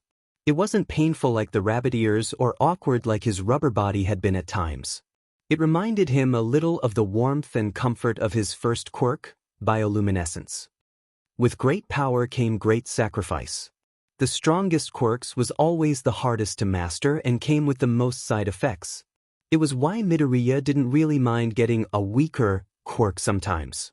They never hurt him the way the more powerful ones could, so sometimes, as a breather of sorts, he liked to take his time with some of the weaker quirks before he changed to another. The doctor didn't seem too interested in testing the limits of this quirk and was more focused on the limits of his actual quirk. Midoriya had to admit he felt the same way. It seems that the previous hypothesis was actually correct, and you cannot choose your quirk, after all. The doctor made another addition to his notes, before he hummed thoughtfully. Perhaps we ought to look at this from a different angle. You cannot choose what new quirks you change into, however, is it possible for you to access the old quirks you have already changed to? An intriguing possibility full of potential if it were true. Just thinking about the quirks he'd possessed before filled him with want. There were some quirks he missed already. Like his bioluminescence. Sure, glowing skin didn't exactly make for a powerful quirk fit for a pro-hero, but it was his first quirk and in many ways his most precious. Especially now, with his current skin-transforming quirk. Almost in agreement, he found his skin shifting to the same shade of light green as his old glow. It wasn't quite the same though, and the difference made him miss it all the more. Now that he knew what to do and he was a bit more used to it, it didn't quite as much time or effort to conjure up the feelings of want for a new quirk. On the day he thought he first got his quirk, Midoriya Izuku smiled so brightly he rivaled his glowing skin. He'd bounced with excitement, staring at his own hands with fascination. He'd loved his quirk. When he opened his eyes, his skin was no longer a pale shade of green, but it wasn't glowing either. It didn't work, he realized with disappointment. So he couldn't choose quirks he'd changed to accessed in the past. For a moment, the disappointed dampened his mood enough he didn't even bother trying to figure out what his quirk did change into. As the doctor spoke up about testing him again to find out, however, he felt his mood lighten. Perhaps he would not be able to have his old quirks again, but he had new ones. It took a bit of testing to figure out what his quirk was this time. Once again checking his heart rate and ear canals netted nothing. But when the doctor tested for his reflexes, his feet responded by releasing a jet of air that sent one shoe into the wall and another smack dab into the doctor's face. Midoriya had nearly fallen off the chair from the force of the sudden gust coming from his feet as well as his flustered apologies when he saw what happened. His mother was similarly apologetic, but the doctor waved them off, more interested in quirks than in the red mark now on his face. Though, he did remark that perhaps it was also time for Midoriya to leave soon, so maybe it did affect him. Regardless, they had ended up spending quite a long time at the office already. The doctor did have him run a few tests with his new quirk, dubbed Hover Feet, enough to determine that he could release jets of air from his feet which allowed him to hover in the air. It was quite hard to control though, as Midoriya had nearly crashed into several things when trying it out, and he could only maintain it for short PRDS of time. Closer examination also revealed that there were tiny holes in his feet, which were quite sensitive when poked at. It was an interesting enough quirk, but not half as interesting as his actual quirk, which they made future appointments to discuss further. The doctor seemed a little too interested perhaps, as his fascination was only exceeded by Midoriya's, but Inko figured just a few more sessions wouldn't do any harm. It would do a lot of harm. On a lot of people, including Midoriya. But they would only find that out much later on. Knowledge was a kind of power too, and even if it weren't, Midoriya was the type to obsessively find out as much as he could about something just because it interested him. Now he knew that his true quirk was Quirk Change, and he could change his quirk at will, but he couldn't choose what it would be. There seemed to be no limitation on the kind of quirk he could change to, seeing as he'd ended up with mutation quirks before, which were usually found at birth, as well as transformation and emitter-type quirks too. He seemed to have no limit on how many times he could change either, but that wasn't certainty yet seeing as he'd changed less than a dozen times so far. There were still so many things he didn't know about his quirk. Because no one had ever been born with Midoriya's quirk before, no one knew all the rules. So Midoriya would have made it all up as he went, researching his own quirk with the fervor he previously reserved for his pro-hero research, worship. Perhaps this would have been a daunting challenge to someone else. But Midoriya wasn't quite everyone else, even before his quirk proved it.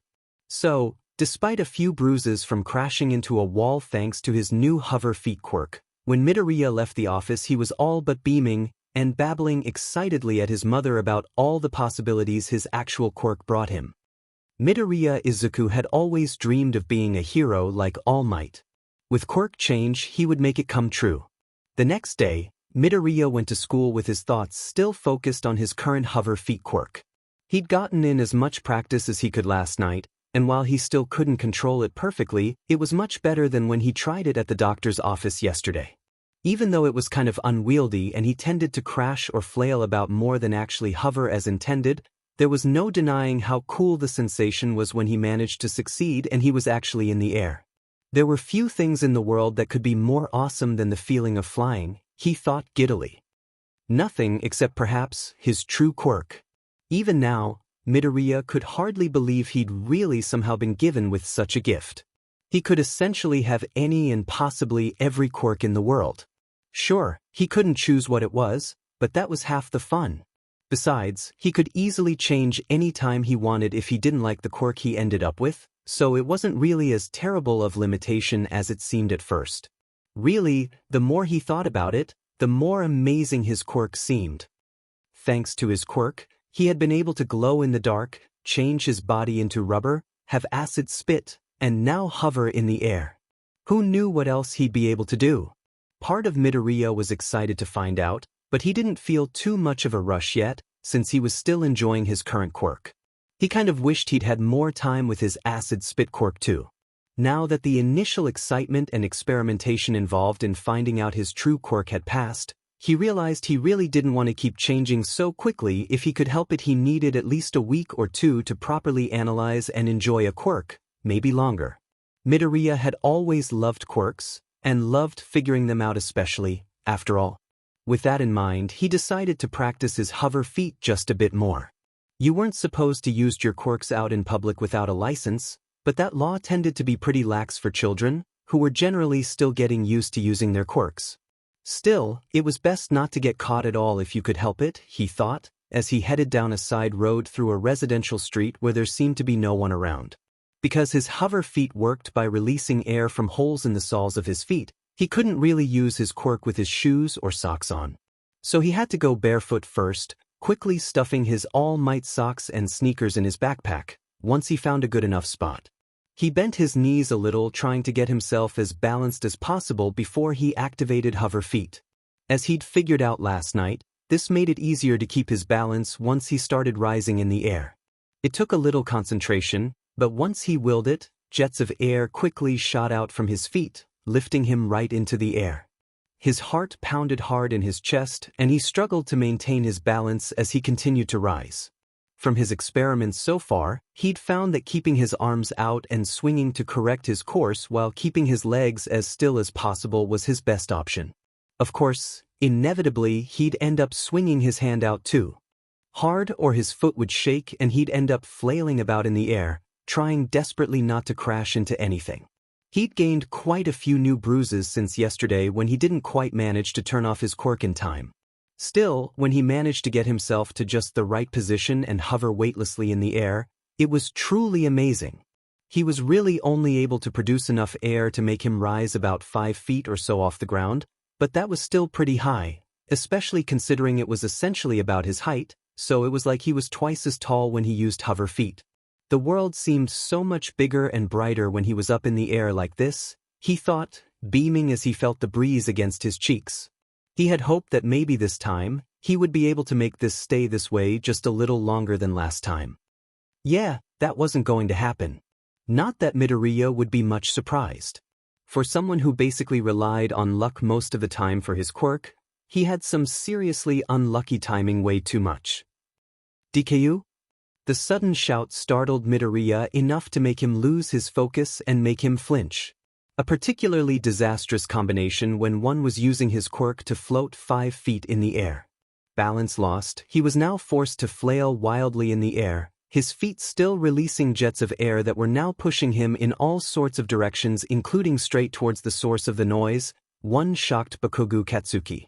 He was headed straight for him, and there was no time to switch course. Not that he could, even if there was, because his control was still terrible and panic made it about 100 times worse. Completely on instinct, Midoriya managed to shut his hover feet off just before impact.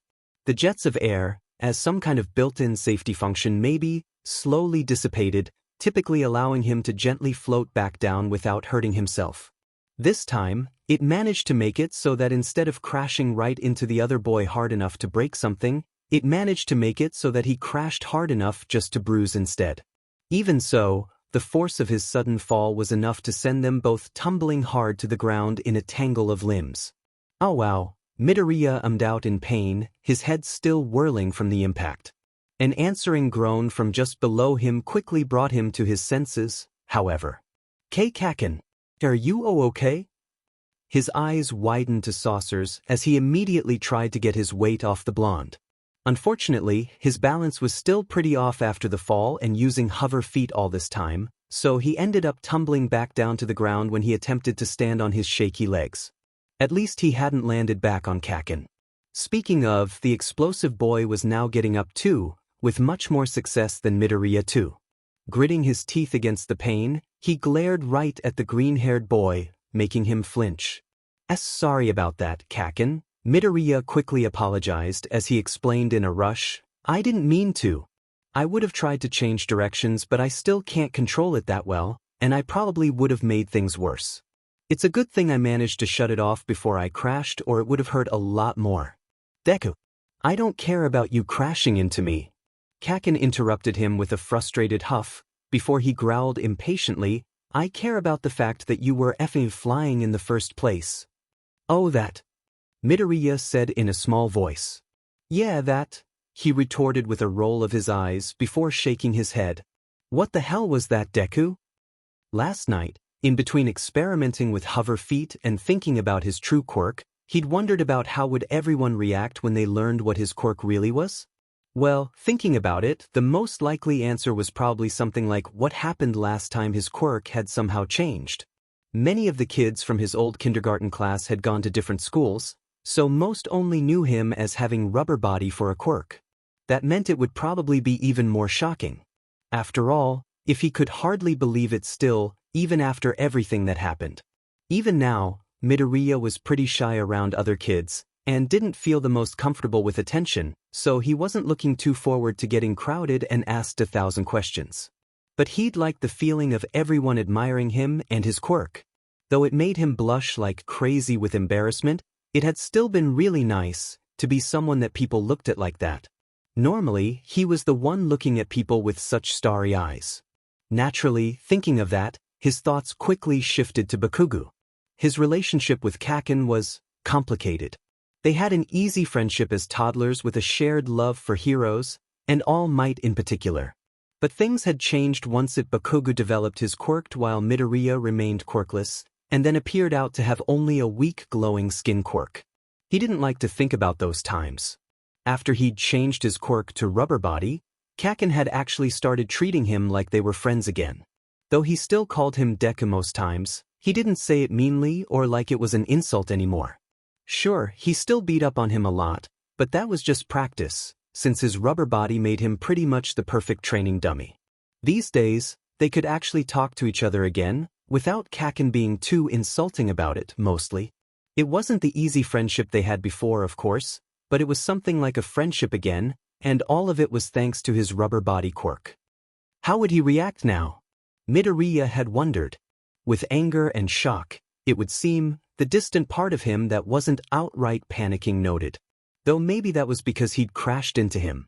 Even if he outright said it wasn't, the blonde was definitely the type who would get angry about that. The way he was getting angry now, as Midoriya struggled to explain everything that had happened regarding his quirk.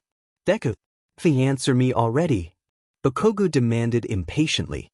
He looked about a second away from shaking the other boy for the answers without any care for either of their bruises from the crash.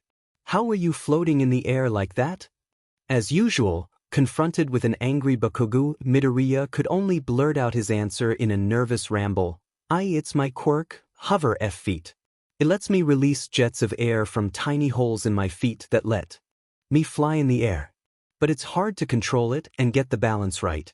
That's why I crashed into you. But your quirk is rubber body. Bakugo frowned harshly. Isn't it? There was a moment of silence, before Midoriya slowly shook his head. Taking a deep breath, he admitted, I went to see the doctor with my mom yesterday and it turns out, my real quirk is Quirk Change. Quirk Change? Bakugo repeated skeptically. I can basically change my quirk anytime I want. Midoriya explained, unable to keep the sheer joy from his voice as he did so, before it fell a little as he quickly added, but I can't control what it changes into.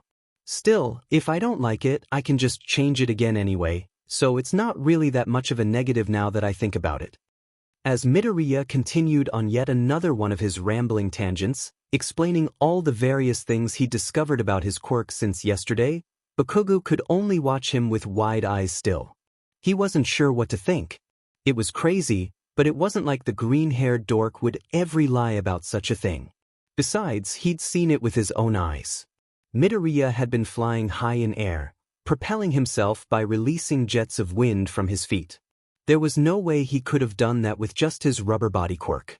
Not to mention, it had already happened once, after all.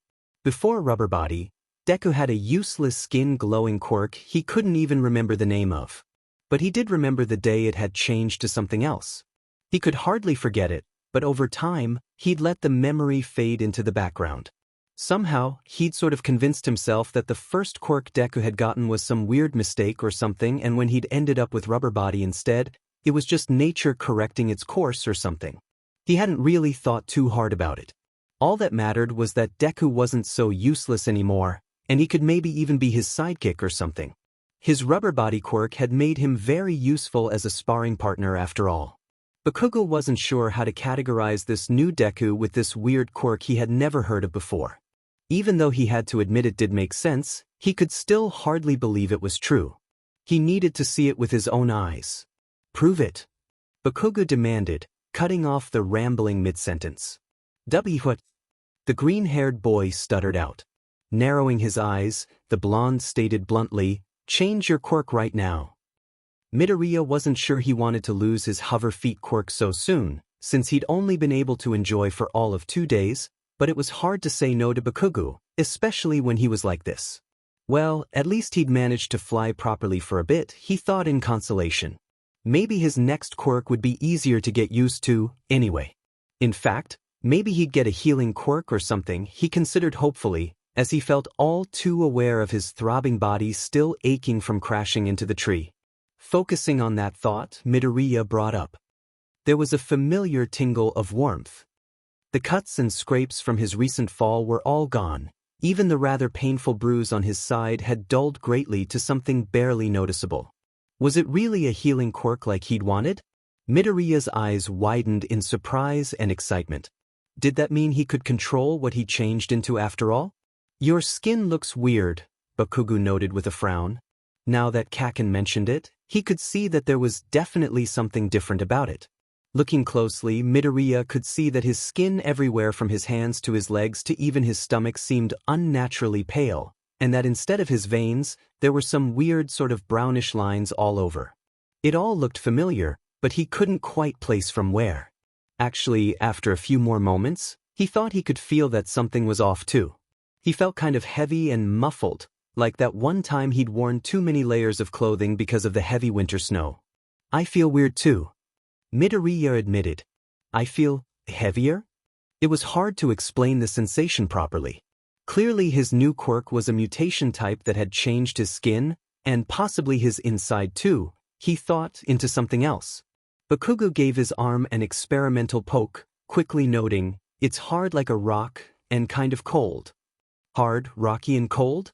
Midoriya hummed thoughtfully for a moment, before his eyes widened in realization.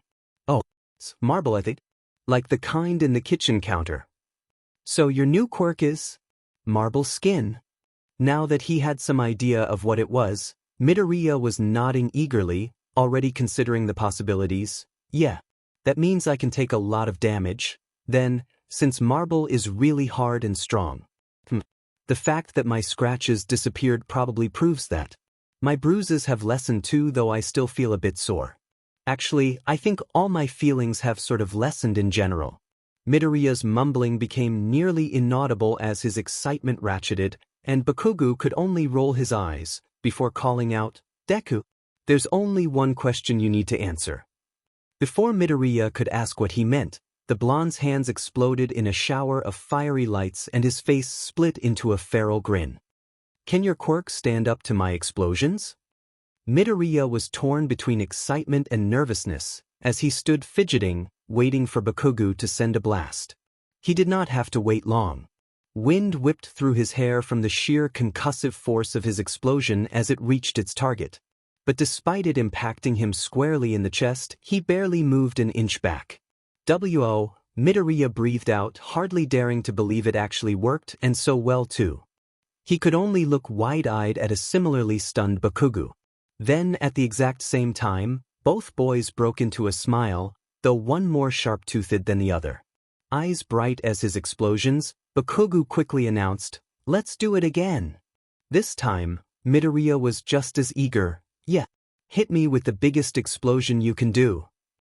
In the end, they set off about a dozen more explosions, resulting in only a few minor scratches on his marble at worst and only ever managing to make him move a few inches at a time. His uniform, on the other hand, had not been quite as indestructible, and the cloth was looking pretty dirty and singed by the end of their little experiment. Bakugo was looking roughed up too, seeing as he'd been hurt during Midoriya's fall from his hover feet failing, and he hadn't exactly been able to heal himself by changing his quirk after. His uniform was also rather dirty from hitting the ground too, though at least it hadn't been hit with any fire. Basically, both of them looked like they had gotten into a huge fight with each other, except for the fact that they were both grinning widely at each other. Or, well, smirking in one spiky blonde's case.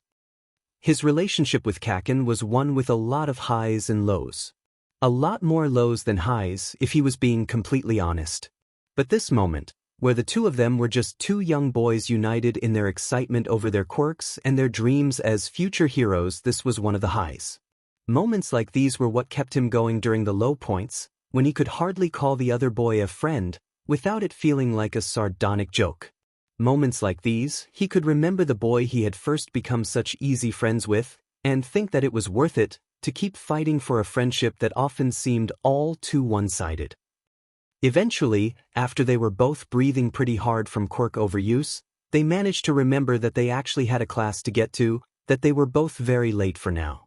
Not that either one of them cared too much. Not even Midoriya. Especially not when Bakugo spoke up, just as they started to head off in the direction of their elementary school. Your quirk is actually pretty awesome, after all, Deku. Midoriya had nearly stopped walking in shock. That was probably the nicest thing Kacchan had said to him in literal years, especially about his quirk. Even after he'd changed to rubber body, the blonde hadn't been so direct about it. Thanks, Kacchan," he replied, beaming as bright as the sun. Bakugo merely scoffed, looking a little embarrassed despite himself, before he quickly reasserted himself. "Yeah, just don't it get to your head, nerd. I'm still going to be the best hero ever." Midoriya only continued to grin as he shot back, "And I'll be right there with you." Maybe it wasn't the start of a beautiful friendship, but it was the rebirth of something close to it. 8 years later. Midoriya was writing furiously in his notebook, but he wasn't taking notes on the lesson. No, he was scribbling in quirk analysis for the future volume 13, which was the 13th notebook he'd filled out with all his observations and experiments regarding every quirk he'd ever changed into in the past 8 years. At the moment, he was writing his thoughts on his current quirk.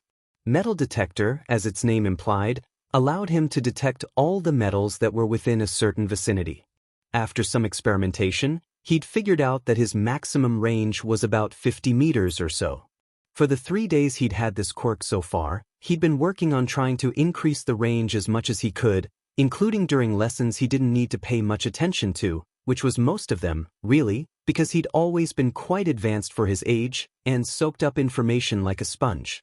On top of being smart, he was also polite to all the teachers and helpful to his fellow classmates, willing to lend a hand anytime. It was no wonder his popularity amongst his schoolmates was second only to Bakugo, who was more infamous, really. The fact that the two of them were basically best friends only made them more popular, because they had something of a yin-yang thing going on, the nice guy to his bad boy. Indeed, Midoriya was truly the model student.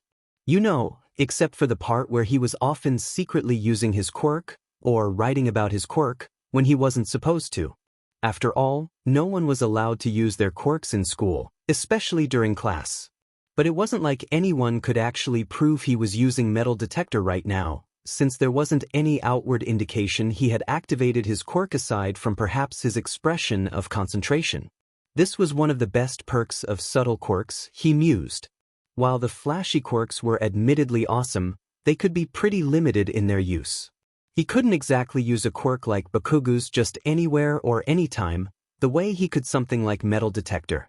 Through metal detector, he could sense all the metal that was in the classroom, from the belt buckle on Kacchan's pants, to the metal pencil case a few seats forward, to the braces of the kid in the back. If he widened the scope of his senses, he could even see the metal of the microscope being used in the laboratory in the room above, or the frying pan and the spatula being used to fry the burgers for lunch in the kitchens below. He could see it all, even with his eyes closed. So, in theory, as long as someone had any kind of metal object on them, he could essentially pinpoint their location through that. If he combined that fact with some kind of weapon or support item, it could prove to be a valuable asset, he thought, with a satisfied smile to himself. Seeing as it wasn't a powerful or offensive quirk, Kacchan didn't think was very useful or cool. As usual, he thought the green-haired boy should immediately switch to a better quirk when he got a dud, as he called it. But Izuku liked to try out every quirk, no matter what it was, for at least a week to try to get all the possibilities out of it. He was a firm believer that there was no such thing as a useless quirk, if you just knew how to apply it. Yeah, okay, he might have still had some old issues from the time when he thought he was quirkless or just had a skin-glowing quirk, but the point was still true, mostly. Even a quirk like metal detector could do great things. Already, he was brainstorming ways he could apply it to hero work. Izuku could immediately identify where knives or any other metal weapons were located, and thus, be able to prepare for concealed weapons or attacks coming from his blind side. If there was a bomb hidden in a building, he could pinpoint its metal components and thus its location immediately. In the case of a building collapse, he could see the building's skeletal steel structure and conclude where its weakest points were. He quickly scribbled each potential scenario as it came to him, automatically turning off metal detector as he did so. While it wasn't as draining to use as more powerful quirks, it did require some focus to keep up, and it was especially hard to do so when he was also concentrating on his writing. Also applying to UA, aren't you? So lost in his notes and the possibilities of his current quirk. Midoriya nearly missed the teacher calling his name. He startled to attention just in time to hear the end of his words. Before the green-haired boy could say anything, however, Kacchan answered for him, voice full of confident swagger as always, "Of course he is." The rest of the class didn't even wait for his actual answer as they started chiming in. "Oh, if it's Midoriya, he'll definitely get in. He's got the grades and the quirk. Yeah, with a quirk like his, there's no way he can fail. After all, he can literally just keep changing quirks till he finds the right one." Midoriya was a long way off from the shy boy who stuttered and blushed at every compliment that came his way, but even now, he couldn't help but feel his face warm a little at everyone's high praise. Giving a pleased smile, he exclaimed, "Wow, thanks everyone. I'll definitely do my best and get in." Completely ignoring this atmosphere, Bakugo exploded in anger. "Oi, oi, what the hell is this shitty attitude, you damn extras?" He angrily pointed at the people who just talked about Midoriya. "Why is Deku a shoo-in but I'm not? Well, you don't exactly act like a hero." "Yeah, you're more like a villain," one kid said with a laugh. Midoriya winced for his sake, but couldn't help but agree. For ages, he'd been trying to get Kacchan to tone down his aggression precisely to avoid misconceptions like this. But trying to get Kacchan to change his temper was kind of a lost cause. At least he'd managed to hammer home the point that he shouldn't attack people weaker than him. "You motherfucker," Bakugo lunged for the boy who spoke. "I'm no FA villain." Well, at least he wasn't using his quirk to do it. Midoriya supposed that was something. "Why, you are totally proving my point right now," the boy pointed out as he quickly backed away from the snarling blonde. "You know, Kacchan, he's got a point," Midoriya piped up, slapping the most innocent expression on his face when Kacchan turned to give him a glare. Beaming, he added, "But I believe you'll get into it, Kacchan. Even if you do seem to keep getting mistaken for a villain." Phew, Deku. Sometimes, it was almost comforting to think, no matter how much things changed, neither Kacchan's temper nor his potty mouth ever did. Not even as a pro hero. Boy, did the internet have a field day with him when he ended up swearing a storm in front of a bunch of preschoolers he was saving. Still, even though he'd been teasing him with those words, Midoriya was also quite serious. Both of them were in their last year of middle school, and both of them were aiming to go to UA together too. While the chances were slim, both of them were confident in their own abilities. Sometimes he thought Kacchan was probably overconfident, but it wasn't like he didn't have reason to be. Still, it wasn't like they couldn't improve their chances of getting in even more. They still had some time before the entrance exams for UA, after all, and they were making the most of it. Especially Midoriya, who was busy trying to find the perfect quirk for the exams. Despite his classmates' words, he thought it was too risky to activate Quirk Change in the middle of the exams, because he couldn't control what he'd change to, after all, and it was all too likely he'd end up with a useless quirk, or worse, a dangerous quirk he had no idea how to properly use. Sure, he could always just change to another quirk if one was a bust, but it wasn't like that helped the fundamental problem. Most of them only saw him on school days, usually after he'd already managed to get a handle on whatever new quirk he had that week. They didn't really see him when he first changed. The fact was, Izuku needed an adjustment PRD to his new quirks, especially for the more powerful ones. Though his constant research on quirk helped, there were simply too many unknown factors involved with each new quirk he changed to, that he was never going to be certain exactly what to do until he actually tried it. Generally, it still took at least 15 minutes or so to figure out what to do, even with the most obvious of quirks. For the subtle ones, it could take him hours and sometimes even days. Obviously, he would not have that kind of time during the middle of possible the most important exam in his life. So, the best course of action was to use the same quirk all throughout the exams. It really shouldn't have been too hard, considering that was literally what everyone else was going to be doing. Even Kacchan, though he'd likely improve his quirk by quite a bit before then. He was doing some kind of secret training for the entrance exams too. Midoriya suspected this was mostly in response to his own secret training. The two of them had always pushed each other to be better, being friends who were also rivals that aimed to be just like or even surpass All Might, after all. He couldn't help but wonder if the blonde's training was going better though, because his was sort of going nowhere. What was the perfect quirk to use for UA's entrance exam? That was a question he still didn't know the answer to, even after going through dozens of very different quirks. Some of them had been obvious no's, because not even he was willing to gamble his future on a hair color change or tongue extension quirk.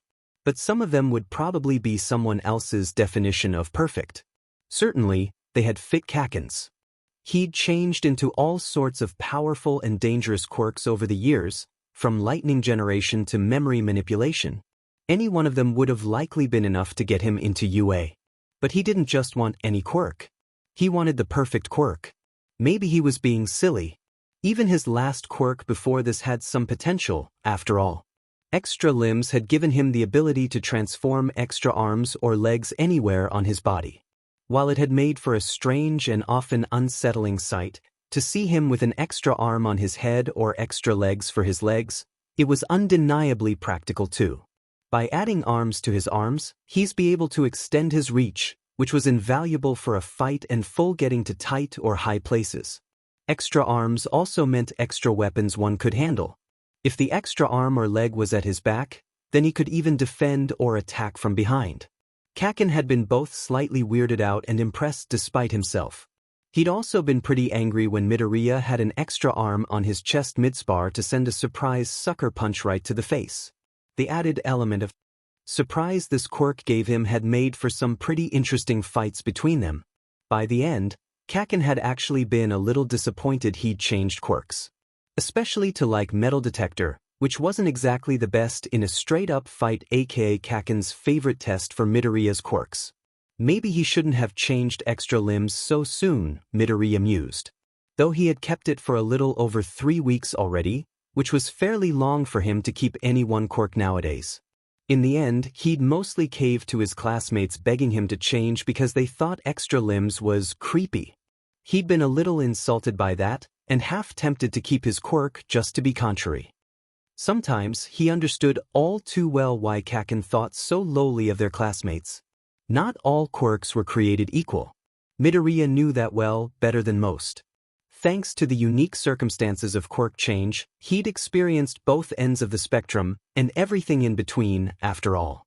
Especially with strangers who didn't know what his true quirk was, he'd experienced people giving him fearful looks, muttering disparaging remarks, doing double takes, and more, depending on what quirk he had at the time. Midoriya hated it. Maybe not all quirks were created equal, but the people who wielded them were. So Izuku may have ended up using the quirk for a few more days, and took special enjoyment in practicing his quirk on school grounds as much as he could get away with, just as his own brand of FU.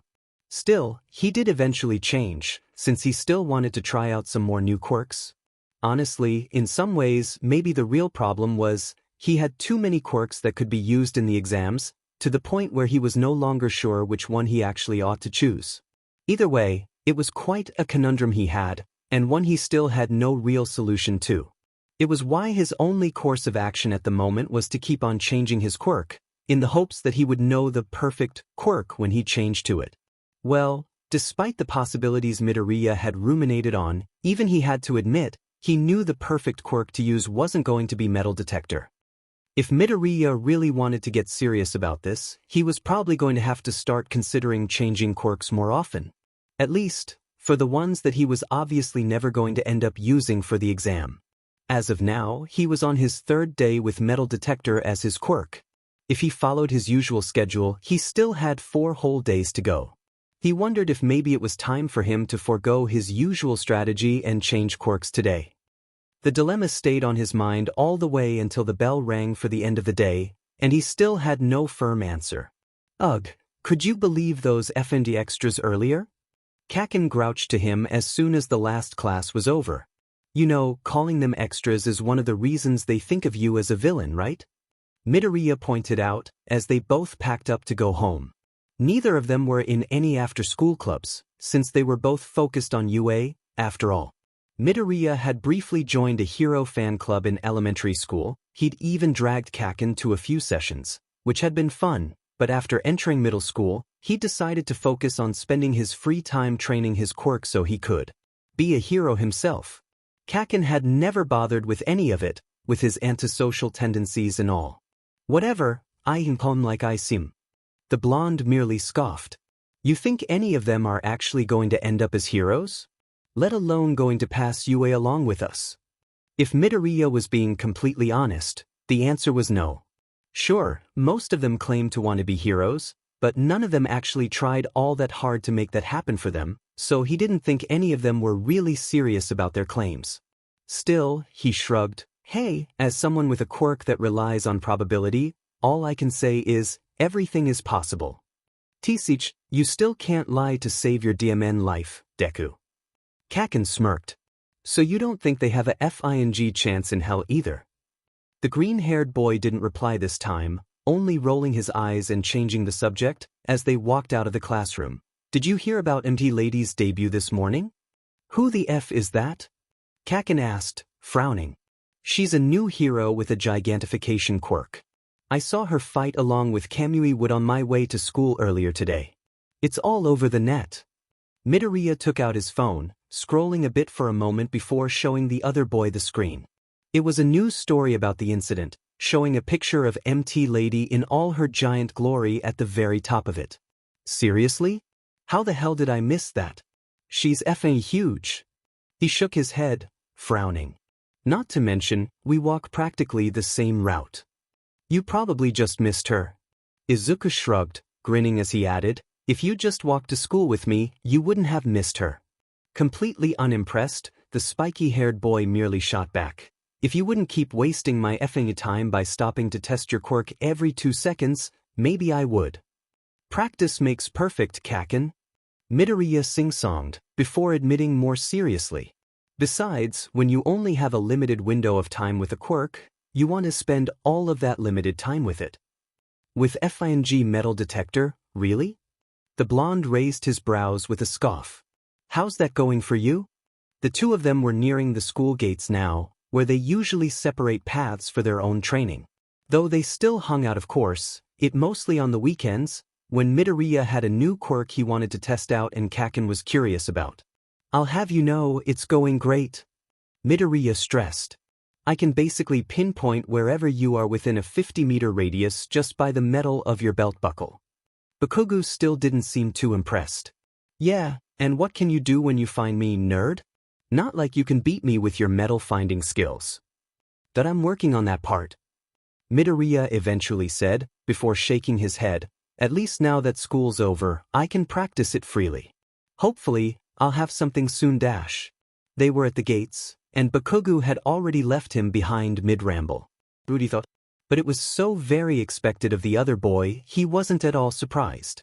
Waving a hand in the air, he called out, see you tomorrow. Without turning around, he raised a hand, shouting, yeah. See you with a FNG new quirk tomorrow. Love you too, Kacchan. Phew, Deku. Bakugo wasn't lying about Midoriya taking his sweet time. He always liked to take the long way home. It gave him time to think and practice with whatever quirk he currently had. Though he wasn't really sure how much more he could improve metal detector, he figured there was no harm in trying anyway. He could always improve his range or his accuracy. If nothing else, Simply using his quirk at all helped to get him used to it and any side effects. Walking with metal detector activated was a slightly disconcerting experience. As with any sensory quirk, it took some getting used to when it was combined with other senses or motion, especially. It was really easy to get motion sickness or sensory overload. He walked slowly, noting all the metal and their positions that he passed along the way. If not for this quirk, he would have never noticed just how much metal there was to be found in the modern world. As he started walking into the tunnel, he sensed the rebars embedded in the concrete, the steel railings along the bridge above, the manhole cover on the ground he just passed. He sensed the unusual movements of the metal, and quickly turned around, but it was no use. Before he could do anything other than raising his arms up in futile defense, the strange slime villain was all over him. "Don't worry, I'm just hijacking your body," the villain spoke up, able to speak clearly despite his inhuman form. "Just calm down. It'll be over soon." Panicked, Midoriya could barely hear anything except his own racing heart. He desperately attempted to scratch, hit, or shake the villain off. But his body had no form he could hurt at all, and he was running out of air fast. He needed. A large blast of air burst from his mouth, sending the slime villain flying off him. He crashed right into the wall, the force of his impact sending shockwaves that rocked the ceiling above them. Midoriya took a moment to regain his breath, greedily skiing in the air he'd been so deprived of, as his brain started to whir again. His quirk had changed on instinct, into a quirk that gave him the ability to send a burst of air from his mouth. Just the perfect quirk for taking down the slime villain, Midoriya quickly realized. Any lingering panic dissipated with that thought. He could do this. His heart was racing again, but this time, it was not from fear. That hurt. "You're gonna pay for that, you little." Just as the villain got ready to attack again, Midoriya took another deep breath before quickly releasing another large blast of air that sent the villain flying back yet again. This time, he was able to keep it up for longer, pinning the villain to the wall for several beats before he ran out of air. Probably because he had been able to draw extra air he could realize, he immediately theorized. His adrenaline was making everything feel faster, including his usual conclusions about his quirks. The villain was looking quite battered now, but still not out of the count yet. He was also angrier too, his monstrous mouth twisted into an even more monstrous snarl. Midoriya tensed, getting ready to send another blast, but before he could do anything, a figure appeared seemingly out of nowhere. All in the span of an instant, a fist was sending out a punch that created huge blasts of air much stronger than the ones he'd been able to make from the sheer force of his attack alone. There was only one person who could do such a thing, and the words that came with the punch immediately confirmed it. "Texas Smash." Midoriya could only stand dumbfounded at the scene unfolding before him. His greatest hero was right in front of him, in all his incredible, shining glory. He could hardly believe his eyes. The slime villain was quickly neutralized in no time flat thanks to the #1 hero. A startled laugh escaped his mouth when the villain that had nearly choked him to death was stuffed into a soda bottle. Clearly, his unique quirk had its serious drawbacks. Once the enemy was contained, the hero turned towards Midoriya, who could only stare with his mouth still agape, all might. It had been a long time since Midoriya had been a nervous, stuttering wreck like this, but being in front of your childhood hero could certainly do it. "Yes, it is I, All Might," the hero confirmed, with his signature smile. "Apologies for getting you caught up in my villain hunt.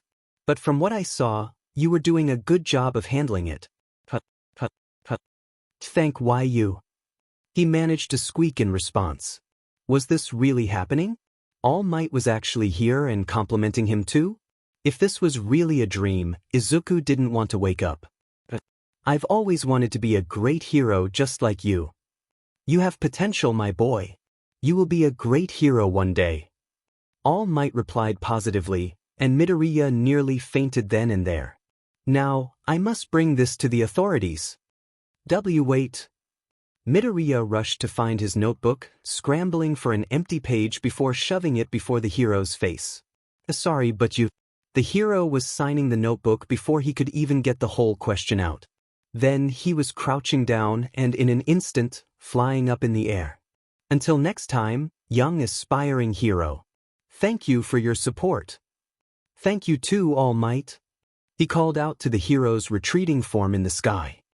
Midoriya had always wanted to be a hero just like All Might. There was a saying that you should never meet your heroes. Those people had clearly never met All Might. After meeting his hero, Midoriya was more determined than ever to achieve his dreams, so he could live up to the man who inspired him so greatly. If All Might believed he could become a hero, after all, how could he possibly disappoint him? After that incredible encounter, Midoriya didn't bother taking his usual sweet time to move, and basically ran all the way back to his neighborhood. He wasn't going home, however, but to another house. That was basically his second home anyway. It wasn't until he was eagerly knocking on the Bakugo residence's main door that he realized Kacchan might not have even been home yet. He probably should have called first. Or at least texted. Just as he was bringing up his phone to ask the other boy where he was, however, the door swung open. As luck would have it, it was Kacchan himself was the one who answered the door. Deku? What the F are you doing here? Despite the swearing, he looked more confused than annoyed at his presence. Did you decide to change your shitty quirk after all? Well, yes, actually, now that you mention it. Izuku paused, seemingly only realizing it then. But who could blame him for being distracted? But that's not why I'm here. The blonde was beginning to look interested despite himself. Oh yeah, what happened? Excitement was making him bounce on his feet. Face breaking out into a giddy smile, he began, Kacchan, you'll never believe it. He quickly launched into the story of what happened, mostly focusing on the part where he'd met their childhood hero in the flesh, in action, and then somehow got his approval, all in one fell swoop. You what? Kacchan exploded in disbelief. His eyes were bugging out of his head as he accused, You have got to be effing with me. If the green-haired boy weren't so excited, he would have found it funny. Actually, he still found it kind of funny. With a small laugh, Midoriya showed him the notebook with All Might's autograph as proof. Grinning smugly, he said, Here. It's totally his handwriting and everything. What the F-Deku? Kacchan frowned. Why does all the cool shit only ever happen when I'm not effing you around? He only shrugged, suggesting, Hey, my quirk is based on luck, after all. So, maybe I'm a lucky guy even in other areas too. Sure, Midoriya's quirk pretty much always relied on luck, but he'd never felt luckier than when he'd somehow managed to survive a villain encounter, see All Might in action, and even gain his approval in a way. This wasn't just some good luck, it was great luck. Best luck he'd had in ages, really. To be honest, he sort of feared what his next quirk would change into now, because in all likelihood, it would be something terrible just to balance out his karma. It wasn't like it happened every time, of course, but Izuku's life did seem to go in a pattern of incredible highs and horrible lows, with impossibly good luck one second and even more horrifically bad luck the next. He supposed it made for an interesting biography, at least, if the 1,000,000 copies sold of the unauthorized book meant anything. Okay, that's it. Kacchan snapped furiously. We are going out right now and you are spreading some of that luck to me. What? Before he could raise any objections, the blonde was already grabbing him by the arm and dragging him towards the street. Clearly, he was serious about his claims. Not that Izuku was all that surprised. His friend wasn't exactly the type to joke about things like this, or really joke much at all, unless it was a sarcastic insult or something. Oftentimes, it seemed like the other boy had no sense of humor, but this was a bit much. Shaking his head, he pointed out dryly, Kacchan, you know I was kidding, right? I'm effing not. He replied. Izuku only gave a long-suffering sigh that was more put on than anything. He didn't really mind as much as he pretended to. After all, he'd need to be outside to practice his new quirk anyway. Unsurprisingly, despite roaming nearly all of Mustafa for the rest of the day, and quite well into the night, they encountered nothing more exciting than a stray cat furiously hissing at Kacchan when he managed to accidentally step on its tail. Why the F is nothing happening? Kacchan was screaming out to the heavens, sending explosive blasts up to the sky as though he could somehow fight fate into giving him something cool to do. Midoriya could only roll his eyes and stifle a laugh. because that would almost certainly lead to a fight, and he was still busy working out the KNKS to his new quirk. Hurricane Breath, as he decided to call it, was definitely powerful. Maybe too powerful even. He quickly realized that if he wasn't careful, he could cause literal hurricanes that were strong enough to uproot trees and break apart brick walls. Thankfully, he also realized he could use one blast to essentially cancel out the other by reversing the direction he sent it in. As usual with more powerful quirks, fine control was a bit of a struggle. He had a hard time sending a concentrated blast right where he wanted, at the appropriate strength level. So, while he could easily create a blast that blew off all the leaves on a tree, he couldn't quite so easily do the same to merely pick off a single fruit on it. Still, it was something that could probably be remedied with more practice. He was already brainstorming all sorts of training exercises he could do. Maybe he could try to keep a water balloon in the air without popping it? The fact that he'd end up wet if he failed would greatly incentivize him to work hard on it, outside of simply wanting to get better. Maybe he could try to hold his breath as long as he could before using his quirk? As he'd hypothesized during his fight with the villain, the more air he exhaled in before he released, the bigger the blast and the longer it lasted. If he exhaled at any point before he blew with his quirk, it didn't count though. By sking air in for nearly a minute, he'd managed to create the tornado that had accidentally smashed one of the walls at the edge of the park before he could manage to cancel it. So far, that had seemed to be his upper limit. His lower limit was still unknown and needed to be further tested. Would you shut the F up already? His train of thought was interrupted abruptly by Kacchan's shouting. An all too typical occurrence over the course of their long friendship, really. By not, he was too used to the other boy to be fazed by the shouting, or his rudeness, really. But that didn't mean he didn't keep trying to educate his friend on his poor manners. Really, Kac? Do you have to be so rude? Midoriya scolded, shaking his head. And such language too. So, maybe half of the time he was just messing with the other boy, but the other half, he was totally trying to get him to clean up his image so he could be a better hero, really. Yeah, that was a blatant lie. It was more like maybe only 5% of the time, if that, when he was actually earnest about his efforts to get Kacchan to change. Because really, not even he was that crazy. Thanks to his quirk, he may have often looked at impossible odds and gambled anyway. He may or may not have a bit of a problem, but not even he was willing to bet on the chances of Bakugo actually taking any of his advice to be nicer. Stop with me, you a-hole. Bakugo growled, inadvertently proving all his points. And fight me already. Angry red eyes were staring daggers at him. Kacchan had clearly given up on fighting the heavens and settled for fighting him instead. Izuku wasn't surprised. Honestly, it was more of a wonder that it had taken until now. He'd expected this to happen long before sunset. But maybe Kacchan had wanted them to fight against the backdrop of the setting sun. The blonde did have such a flair for the dramatic after all. Then again, Izuku did too. Am I really the a-hole between the two of us? Midoriya couldn't resist pointing out, right before he dodged a smoking fist from the blonde. You know, I never actually agreed to fight. Like I said, Deku, you're a shitty effing liar. Bakugo shot back, as he lit his fists with several explosions. He had a wild-looking smile on his face. An outsider would probably be disturbed to see it, especially if they knew that this was what he looked like when he was giddy with happiness and excitement. Izuku only grinned with a slightly manic edge to his own lips, not bothering to reply, as he prepared to send his strongest blast by sking in as much air as he could. Boom! Strong winds and explosive blasts? Not a good combination. Especially not for the state of the poor park they'd chosen to stage their fight in. Fuck. Put it out. I'm trying. In hindsight, they really should have picked a better location for their fight. Considering the both of them were highly intelligent and logical, they probably should have made the incredibly obvious connection that adding strong wind to explosions would result in significantly stronger explosions. Thankfully, Midoriya managed to put out the worst of it by sending another blast of wind in the opposite direction and canceling his winds, but he hadn't managed to do it quick enough.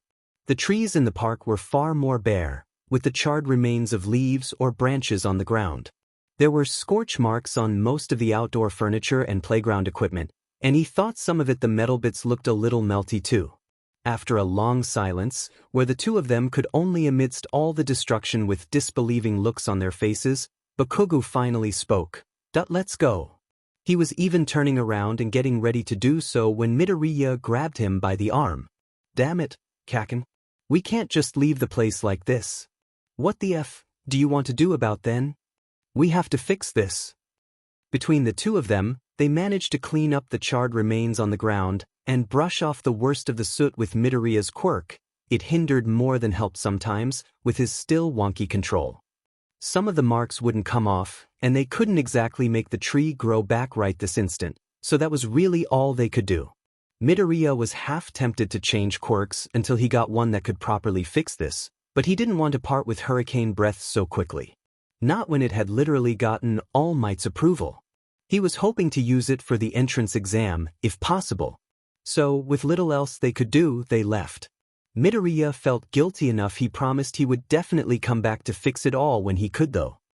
Midoriya would eventually come back, many months later, when his quirk changed into Green Thumb, happily slapping his hands onto every tree in the park so they'd grow back every leaf they lost, and then some. He would turn the park into a wonderland full of blooming spring flowers and fruits that made everyone in the neighborhood ooh and ah after. Aside from nearly burning down a park with their combined quirks, the rest of the night passed quietly, and so did the days after. Bakugo did start walking to and from school with Midoriya more, but nothing particularly exciting happened during these times, aside from his experiments with his quirk getting a little out of hand. On one memorable occasion he'd sneezed a little too hard and accidentally activated his quirk in the process, flying like 10 feet into the air before he'd started falling. Thankfully, he'd managed to slow down his descent with more blasts of air, but after that, he'd gotten a little obsessed with trying to fly using Hurricane Breath. It reminded him of the time he'd had hover feet, especially when he'd misjudged his distances once and ended up smacking into Bakugo. His friend was a lot less amused by this little recreation from Memory Land, but that was his default mood, really, so he ignored it easily. They did not try to fight each other with their quirks again though. At least, not until they found the right place for it. Neither of them were eager to get charged with wanton destruction of public property through illegal quirk usage, especially not when they were less than a year away from applying to the premier hero school in the country. Dagoba Municipal Beach Park. Once a beautiful recreational area, it became more of a blight to the neighborhood thanks to the trash that had piled up. No one ever came by the place anymore, unless it was to dump more trash. Basically, the privacy combined with the close proximity to water made it the perfect place for them to fight. Or so Midoriya thought, anyway. It had taken the blonde a bit more convincing to go near such a trash dump. But the promise of a fight lured him in soon enough. It had been nearly 2 months since their destructive fight in the park, and Bakugo had clearly missed it dearly, if the uptick in fights he had with other people meant anything. Indeed, despite his grumbling about the smell and sight, his much more aggressive friend had all but exploded him as soon as he set foot on the beach. Literally. He'd been smiling like a maniac too. Maybe Izuku was a little bit crazy too, because he'd actually missed the sight of Bakugo high on a fight. In any case, Izuku managed to dodge the blast on pure instinct, and he sent a large blast of wind in retaliation, grinning his own version of a battle smirk as he did so. Dagoba Beach's mountain of trash became smaller that day, and every day thereafter, as their fighting made a literal firestorm sometimes that burned much of the pile to trash easily. In only a few months, Dagoba Beach went from being a horrible eyesore of a dumping ground to a largely clean training ground for them. Unfortunately for them, everyone else in the neighborhood had quickly noticed this transformation too, and more people were flocking to the beach to use it aside from them. Bakugo was disgruntled about it, but Midoriya wasn't as bothered. It sort of felt right to be able to help create a new public space, or return an old one to its former glory, anyway, after they accidentally destroyed the last one. Less positively, it wasn't like they really needed the place anyway, because despite his best efforts, he'd changed quirks again. Sometimes he really hated Quirk Change. All it had taken was a cold. While he didn't accidentally activate his quirk every time he sneezed, especially once he'd gained more control over it, He quickly found that being sick muddled his senses enough that he was quickly sent flying into the air on reflex every time he sneezed.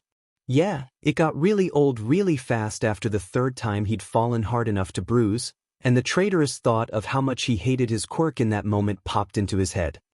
The familiar warmth of his quirk changing had blended in with his slight fever so much he hadn't realized until he was already better what actually happened.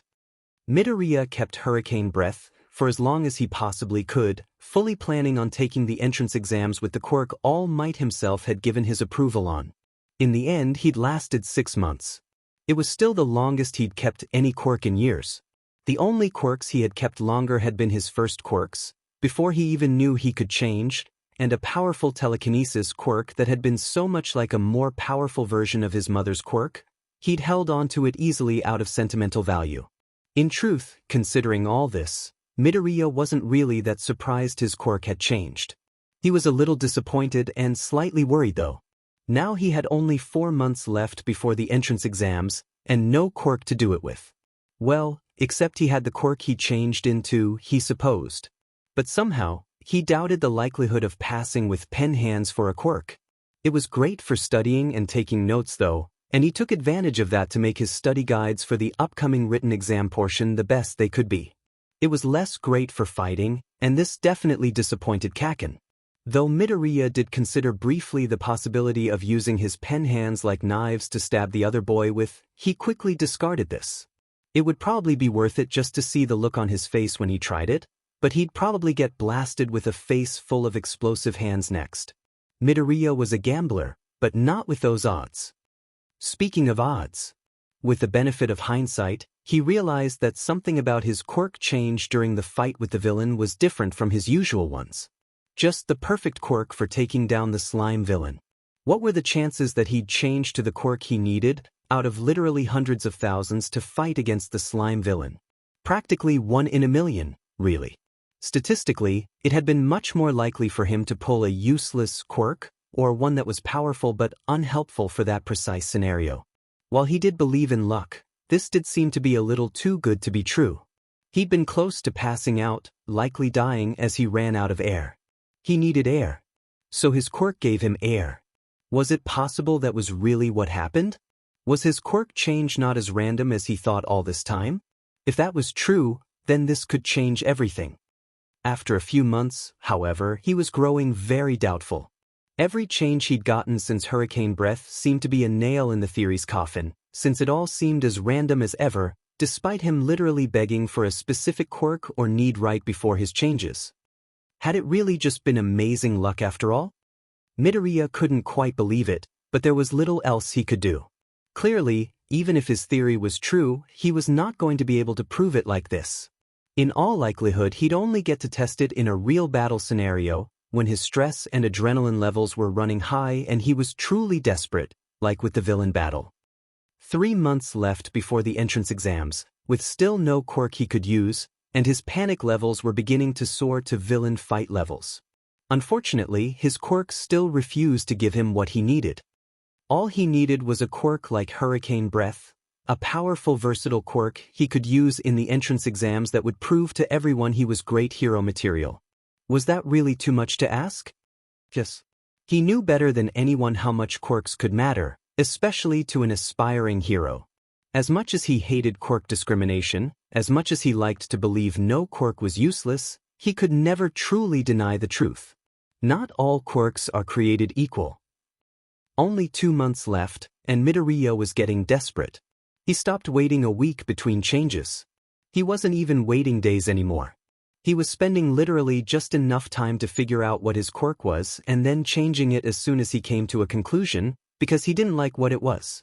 It went against all his instincts and philosophies to do things like this, but he was getting desperate, after all.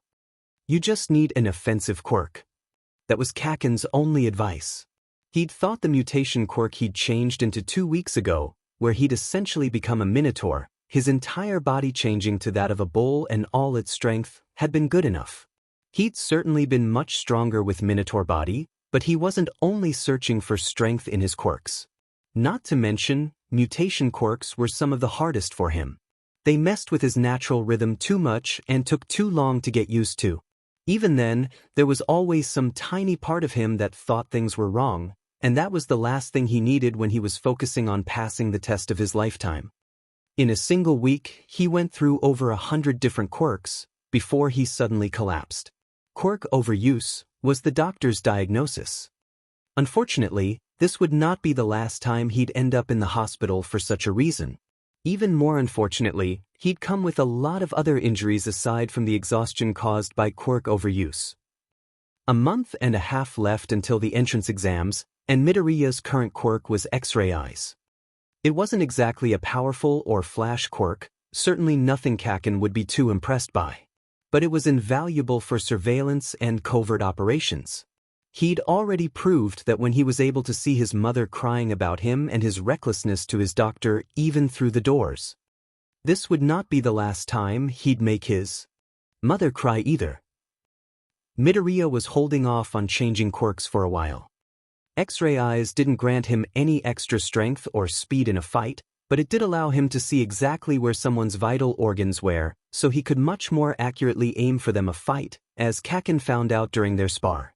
It also made sure he could spot anyone hiding out, and it allowed him to see even through thick fog or smoke, so combined with a smoke bomb or something similar, it could give him a great tactical advantage. Like metal detector before him, he'd be invaluable on surveillance and rescue missions, especially if he extended his range. At the moment, he could only see about 20 meters or so around him before he got a terrible headache. After some experimentation, he found that he could essentially choose and toggle between what layers he could see. So, he could choose to see right into a person's vital organs, or just to see underneath their clothes. Needless to say, he'd blushed like a cherry red tomato when he'd first stumbled onto that realization by accidentally staring into a female classmate too. Most of the other potential applications he could think of were even more unsavory than that, and somewhat villainous in nature.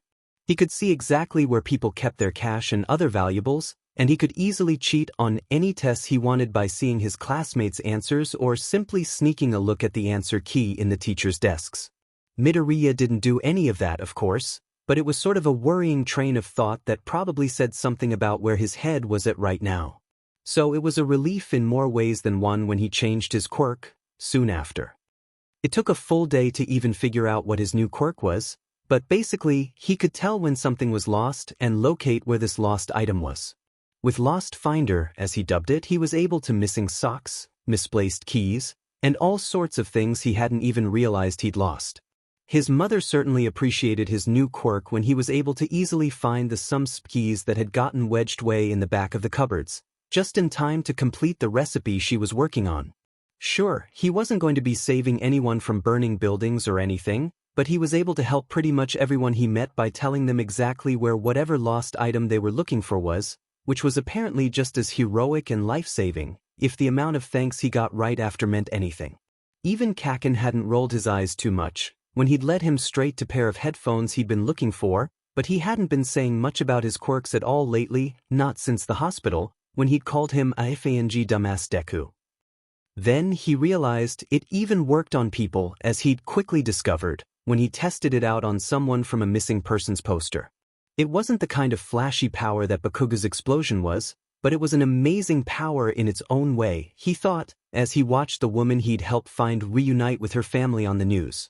There was so much more to heroics than just fighting villains out on the streets, after all. Kacchan hadn't been quite so easily convinced, but even he had been impressed by the help he'd been able to give to the police. In his own Kacchan way, he'd given his approval anyway by telling him, "Don't think this means you're going to be a better hero with this head start, Deku. We'll see how it FNG goes when we get into UA." It was almost sweet of him, really. An impression swiftly reinforced by his dealings with the police force thereafter. With his tip the first time paying off so successfully, he was called in again to cooperate with many other missing persons cases. Detective Tsukachi had been his main contact, after he verified his intentions and information the first time using his lie detector quirk, something Midoriya had quietly fanboyed about in his mind. Using his Lost Finder quirk, he'd been able to help close dozens of cases, according to the detective's updates. Unfortunately, there were a few cases he couldn't seem to get any read on at all. Midoriya theorized that it may have been outside of his quirk's range or limits somehow. Later, Midoriya would come to the horrifying realization that he could not find those people, because those people were no longer alive. His quirk did not work on the dead, not when he still believed they were alive. It would work, in likelihood, if he had simply searched for a corpse instead of a living, breathing human. But no one in the Force had been willing to test that theory on the 14-year-old aspiring hero. Once the news broke, Midoriya gotten the deep gratitude from the missing people he'd helped find, as well as their families. Even the police force had been appreciative and commending of his help. It was an eye-opening experience in more ways than one. Maybe he would never find the perfect quirk, because the perfect quirk didn't really exist. Because every quirk was perfect in its own way. He'd forgotten that. Midoriya had less than a month left until the entrance exams for UA, and his quirk was still Lost Finder. He wasn't sure if he wanted to change it, if it meant that he would no longer be able to help with the missing persons cases. How could he justify not helping just for his own selfish reasons? If he was truly aiming to be a hero, one like All Might, he couldn't just think of himself. Yeah, Kacchan definitely disagreed, and had taken to trying to beat that shitty thought out of him lately.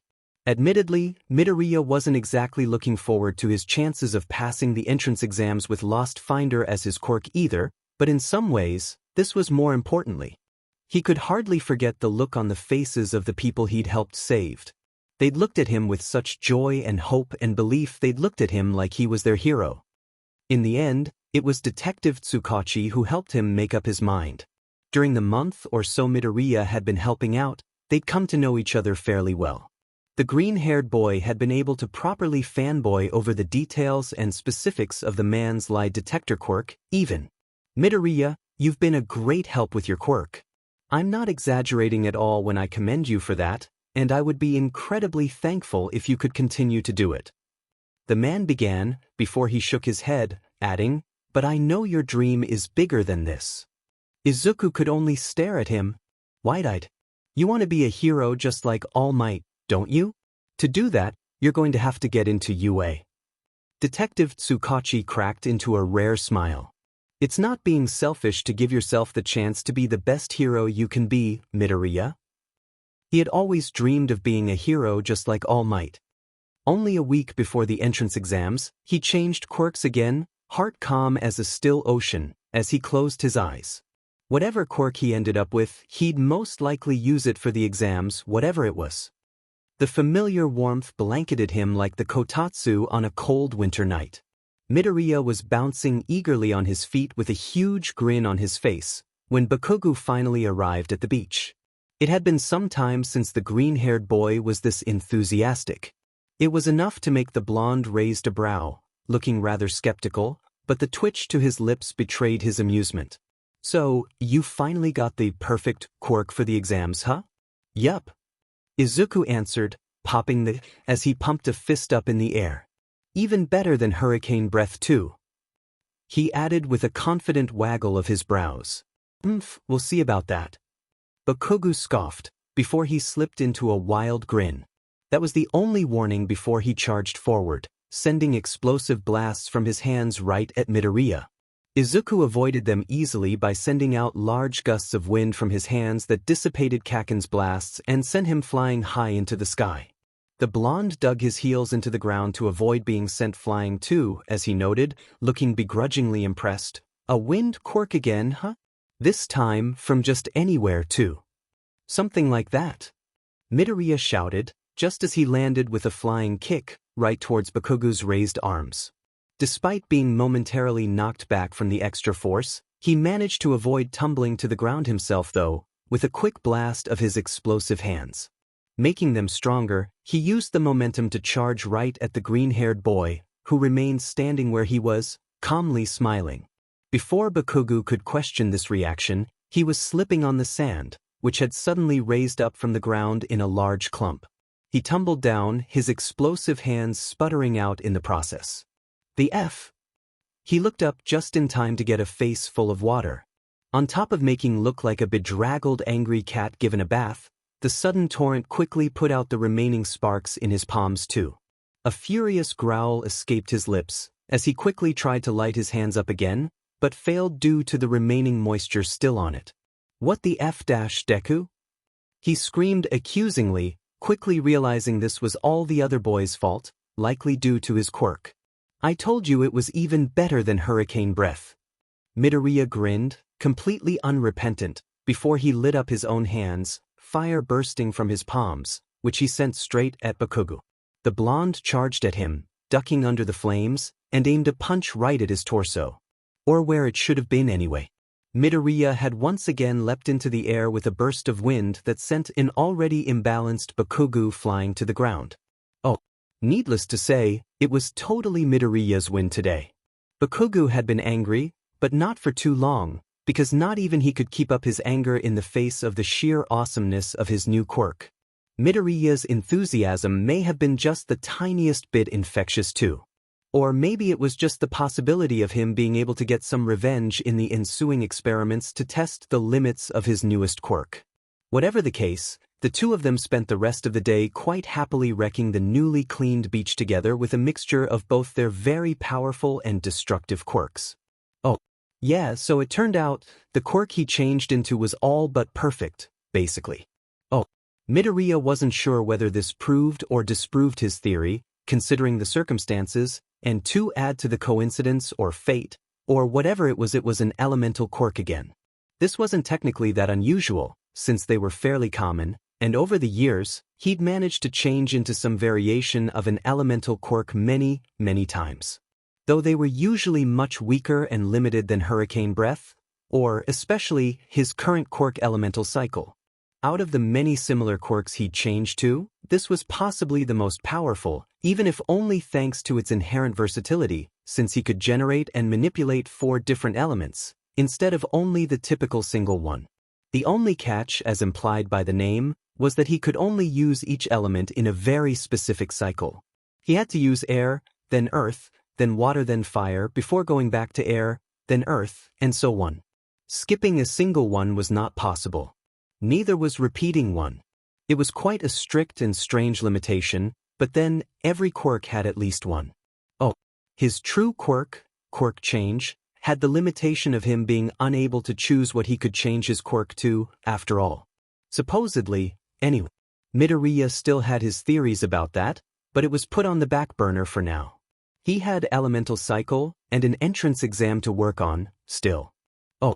If he thought about it more, Midoriya wasn't sure he liked how quickly he forgot his own revelations on the hidden power of all quirks when he was faced with a quirk that was so perfectly suited for flashy heroics. But it was hard to care too much about those things in the face of his giddy childish excitement. Not to mention, this certainly solved pretty much all his problems with the entrance exams. There was no way he'd fail with elemental cycle as his quirk, after all. Oh, February 28th. The day of the entrance exams finally arrived. Thanks to his current quirk, Midoriya felt more eager than nervous as he and Bakugo both made their way towards the UA campus. Since he'd only had it for basically a week, he hadn't really gotten to test it out as much as he'd wanted, unfortunately, but it was enough for him to get a decent handle on it. The fact that he'd had a lot of experience with similar elemental-type quirks in the past helped a lot. Though the specific details were slightly different, the general concept was usually the same across all of them. By applying everything he'd learned from various other air, earth, water, and quirks he'd had before, he could manage to use elemental cycle with surprising amount of mastery despite the short time he'd actually had it. I can't believe we're really here, Midoriya couldn't help but note, as he briefly stared up in awe at the famous building they were so close to. Can you believe that we'll actually be entering the halls where so many pro heroes once walked through too? Yeah, soon we'll be one of them, Bakugo replied confidently before rolling his eyes. Now, stop effing just staring at it like a loser and get inside. We'll be walking inside this FING place every med day soon enough. Wow, Kacchan, you could at least pretend to be a little nervous about the exams, Midoriya said teasingly. Why the F would I be nervous? The blonde merely scoffed. There's no way I'm effing failing. Midoriya shrugged, unable to deny the point. Well, he probably could. But then the blonde would try to start a fight right there and they didn't want to be late for the exam. So, You better not if I fail either, Deku. Coming from him, they were the sweetest words of encouragement he could probably expect. Grinning, he replied, Love you too, Kacchan. I hope you FNG fail. Oh, they didn't have much more time to talk to each other after that. Once they were all ushered into the auditorium, where Present Mike, the voice hero, began to explain the rules of the practical portion of their exam. Whoa, I can't believe Present Mike is the one hosting this. Midoriya whispered to Kacchan eagerly. I listen to his radio show all the time. How does he find the time to keep that up, be a pro hero and a teacher here at UA too? Well used to his fanboy antics around heroes, Bakugo only rolled his eyes. Focus on the FNG exam, not your fanboying, dumbass.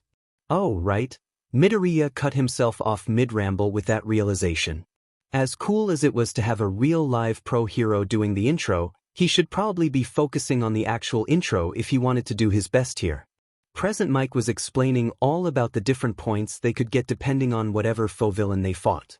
A student immediately raised his hand to ask a question. But he didn't wait for an answer as he quickly shifted focus by suddenly turning around and loudly announcing, And you two in the back. You've been chatting to each other the whole time. It's distracting. Midoriya blinked, a finger pointed towards himself in question, before shrugging. Sorry I guess? He hadn't been aware he was quite that loud, since he'd mostly just been whispering to Kacchan. Then again, this kid did seem like the type who'd have thought even the softest of noises was too loud for him. Fnuff, glasses. Bakugo shot back, rude as ever and completely unrepentant. Who the F was even talking to you? Then maybe we should just get back to rules of the exam, Midoriya suggested, staring straight at Present Mike as the boy with glasses straightened up, looking quite ready to deliver a strongly worded scolding to Kacchan's rude reply. The curly-haired boy is right. A nice catch. The fourth variety is worth 0 points. Consider him more of an obstacle to be avoided. Present Mike cut in. Thank you, sir. I apologize for the interruption. The boy with the glasses said as he sat down. Bakugo didn't bother to say anything other than scoff, while Midoriya gave a slightly sheepish smile, before leaning forward to better listen to the rest of the explanation. There wasn't much more left though, and soon, they were all being shuttled off into their different groups, as Present Mike shouted the school's motto behind them. Good luck, Kacchan. Midoriya called out, just before they separated. Being from the same middle school, they were obviously sorted into different groups. Yeah. See you later. He raised his hand up in parting before turning away. Oh, the testing grounds were huge. It was essentially a mini-city, and Midoriya could only stare out in amazement.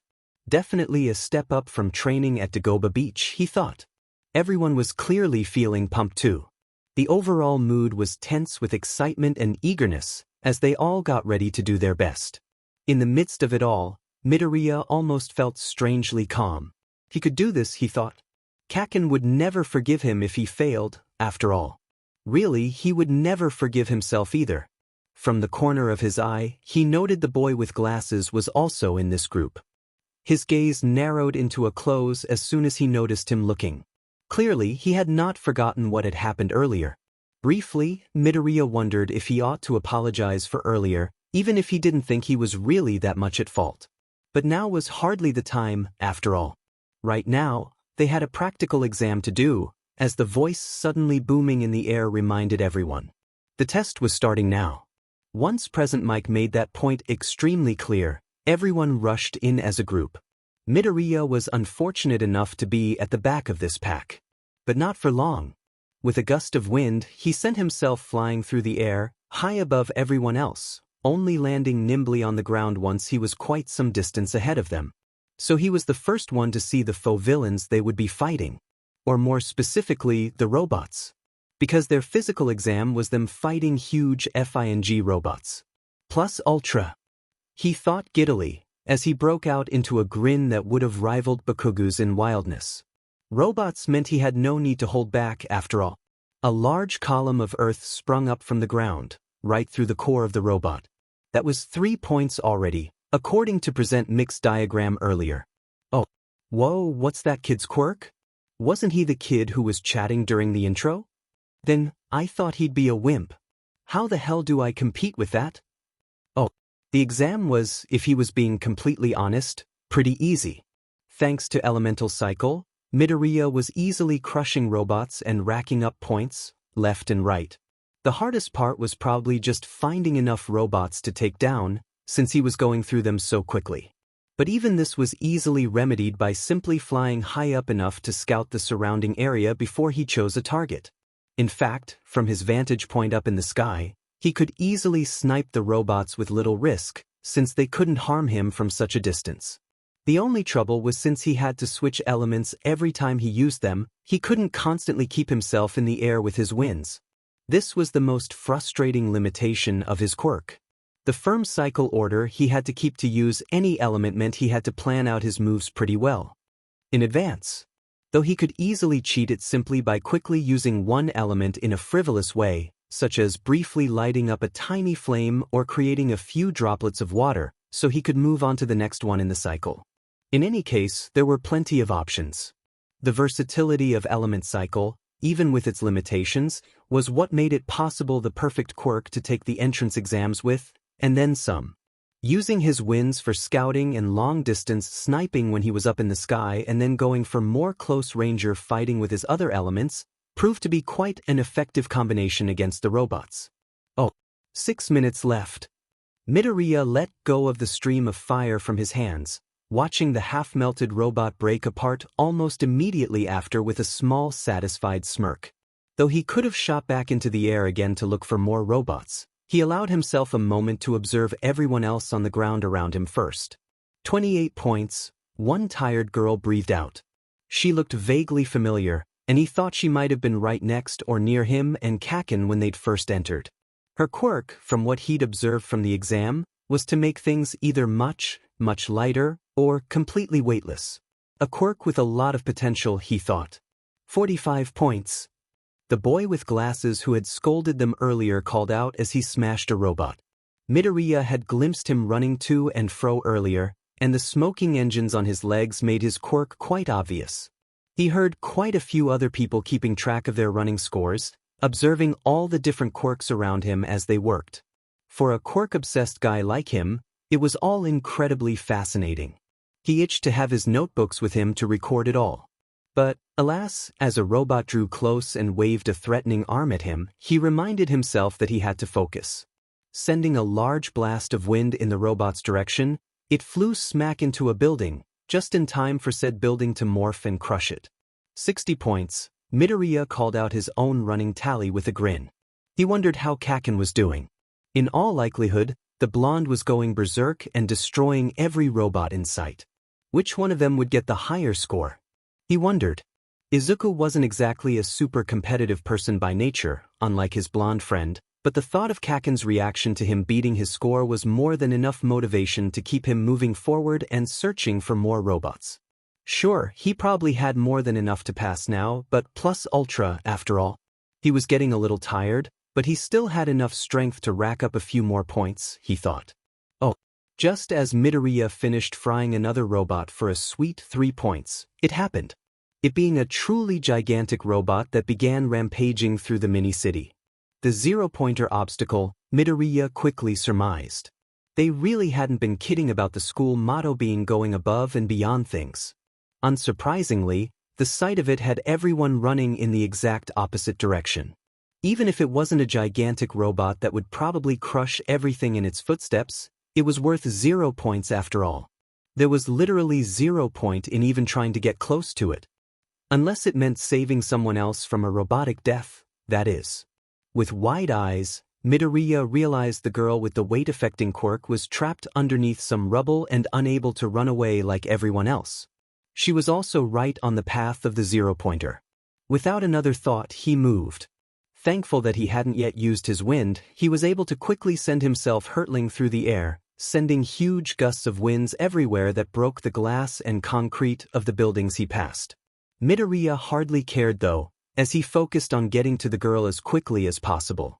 He was going so fast he nearly overshot himself, and only just managed to stop by sending another blast of wind forward. This had the added bonus of sending the gigantic robot momentarily stumbling back. It wasn't only for a short time, unfortunately, but that was all he needed. Using his earth manipulation, Midoriya was easily able to lift the rubble off her while his hands worked on physically pulling her out underneath. Once she was free, he quickly doused the both of them in some water. The girl sputtered slightly at the sudden cold. There was no time for apologies or explanations though. The water washed off the dirt on them both, and worked as minor protection for his next action, which was to send a huge blast of fire in the direction of the robot. This had more of an effect on the robot, but it still wasn't quite enough. Oh, 1 minute remaining. Oh, Midoriya knew just what to do though. His past experience with Kacchan had taught him that. With a smirk, he quickly sent blasts of air right into the inferno, which quickly magnified the existing fire by nearly tenfold. Then, he added all the stray rubble in the area into the equation too, trapping the robot firmly within the fiery blaze that was still growing in size. If they didn't leave soon, they were going to be caught up in said blaze as well though, as the area close to them started erupting into flames too. Midoriya quickly sent a wave of water to douse the ones closest to them. At this point, the flames engulfing the robot were more than large enough this wouldn't affect it much.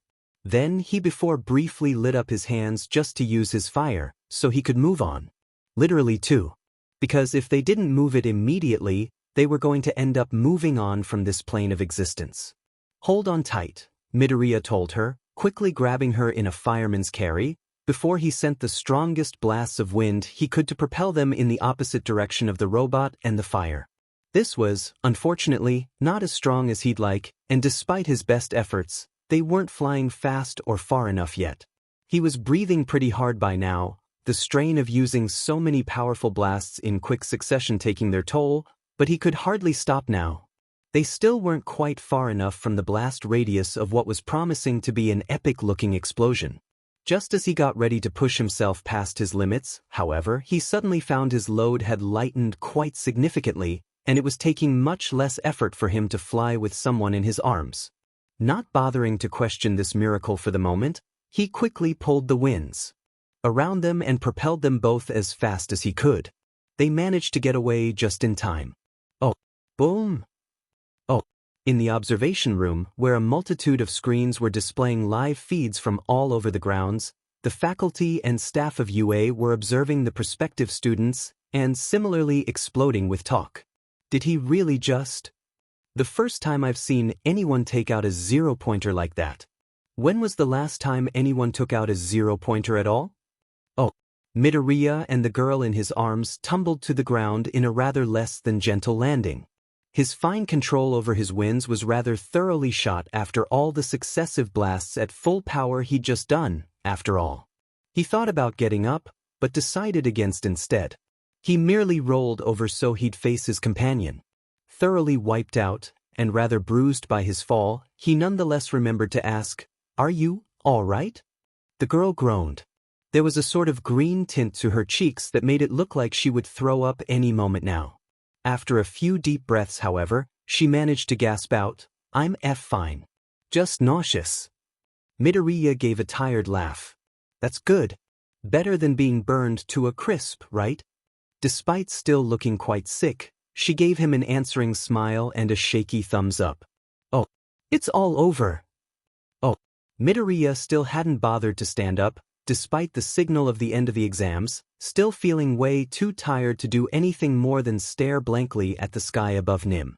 But when he saw a hand float into his vision, offering help, he could hardly refuse. Taking the proffered hand, he managed to slowly stand up as well, albeit on some very shaky legs. He almost immediately had to lean on the girl who'd held out her hand to him. "Ah, sorry," he said as he tried to properly get on his feet. But the girl quickly waved his attempts away. "It's fine. It's the least I could do after you saved me. Thank you for that." She grinned widely at him. Though there was still a slightly unwell look to her, she didn't seem like she was going to puke anymore. "That was good. I'm Yurakara Ochako, by the way." Though he was feeling tired down to his bones at the moment, he felt himself perk up too. Her enthusiasm was infectious. "You're welcome. I'm Midoriya Izuku. Nice to meet you. Your quirk is incredible. I've seen elemental quirks before, but never 4 of them in one person. Midoriya gave a sheepish smile. He wondered if he should try to explain what his actual quirk was, before deciding he was a bit too tired for that incredibly long discussion right now. Besides, so long as he kept it, elemental cycle was effectively his quirk anyway. Yeah. I'm pretty lucky, thanks. Your quirk is really cool too. He would have said it no matter what Ochako's quirk was, of course, because he liked to believe every quirk was special in its own way, but now that he remembered what her quirk was, Midoriya's eyes widened in realization, the pieces quickly sliding into place. You have a quirk that makes things weightless, right? Yeah, my quirk is 0 gravity, she explained with a startled look. I can remove gravity's effects on objects. How did you know? I saw you using it on those robots earlier, and took a guess. I like to observe different quirks a lot, so I was kinda paying attention to everyone earlier. Midoriya gave a slightly sheepish laugh before turning more earnest as he added, and you used it on both of us, just now, so we could fly away faster. You basically saved us both too. Yurikara blushed. Well, I realized I could help, so of course I had to do it. Midoriya grinned. Me too. Oh. Recovery Girl herself walked onto the field and started healing everyone with injuries. There wasn't much she could do for Midoriya and Ochako though, who only had a few bruises and scrapes, but nothing too extreme.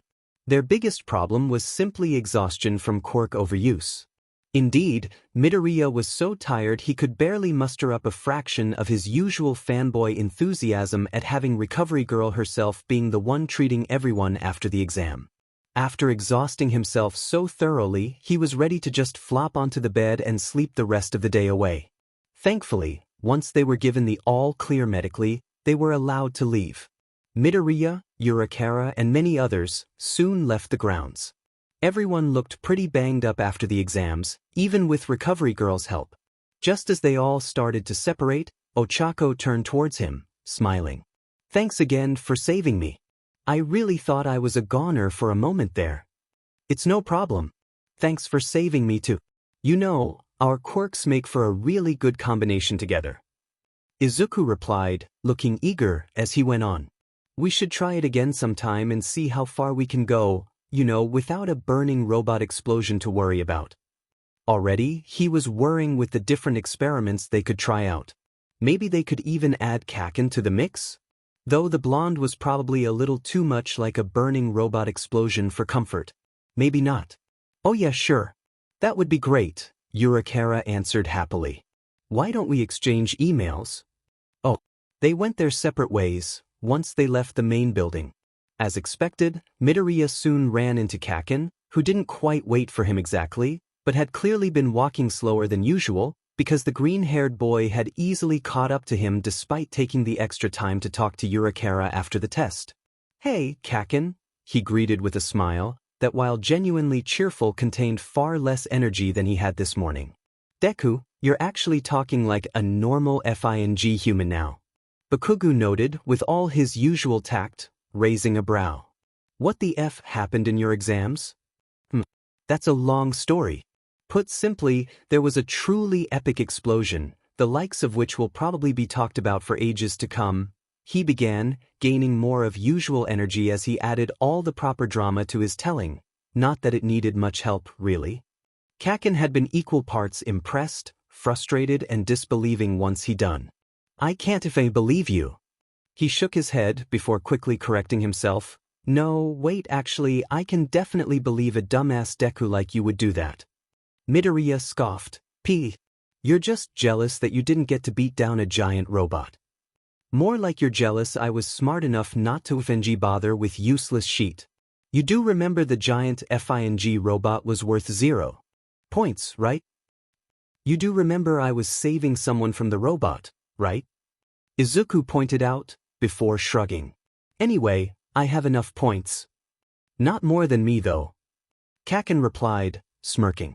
Izuku only rolled his eyes, completely unsurprised this was the part that his friend was focusing on. Yeah, good for you. He was only being slightly sarcastic too. 81 points, if the blonde's own count was to be believed, was quite an impressive total. Midoriya's own 63 points total fell rather short of it, though he personally thought his win against the 0-pointed should have added like another 50 points or something. I still managed to defeat a giant FING robot though. Midoriya couldn't help but point out, making Bakugo roll his eyes this time. Whatever. I could have taken one out too, if I wanted to.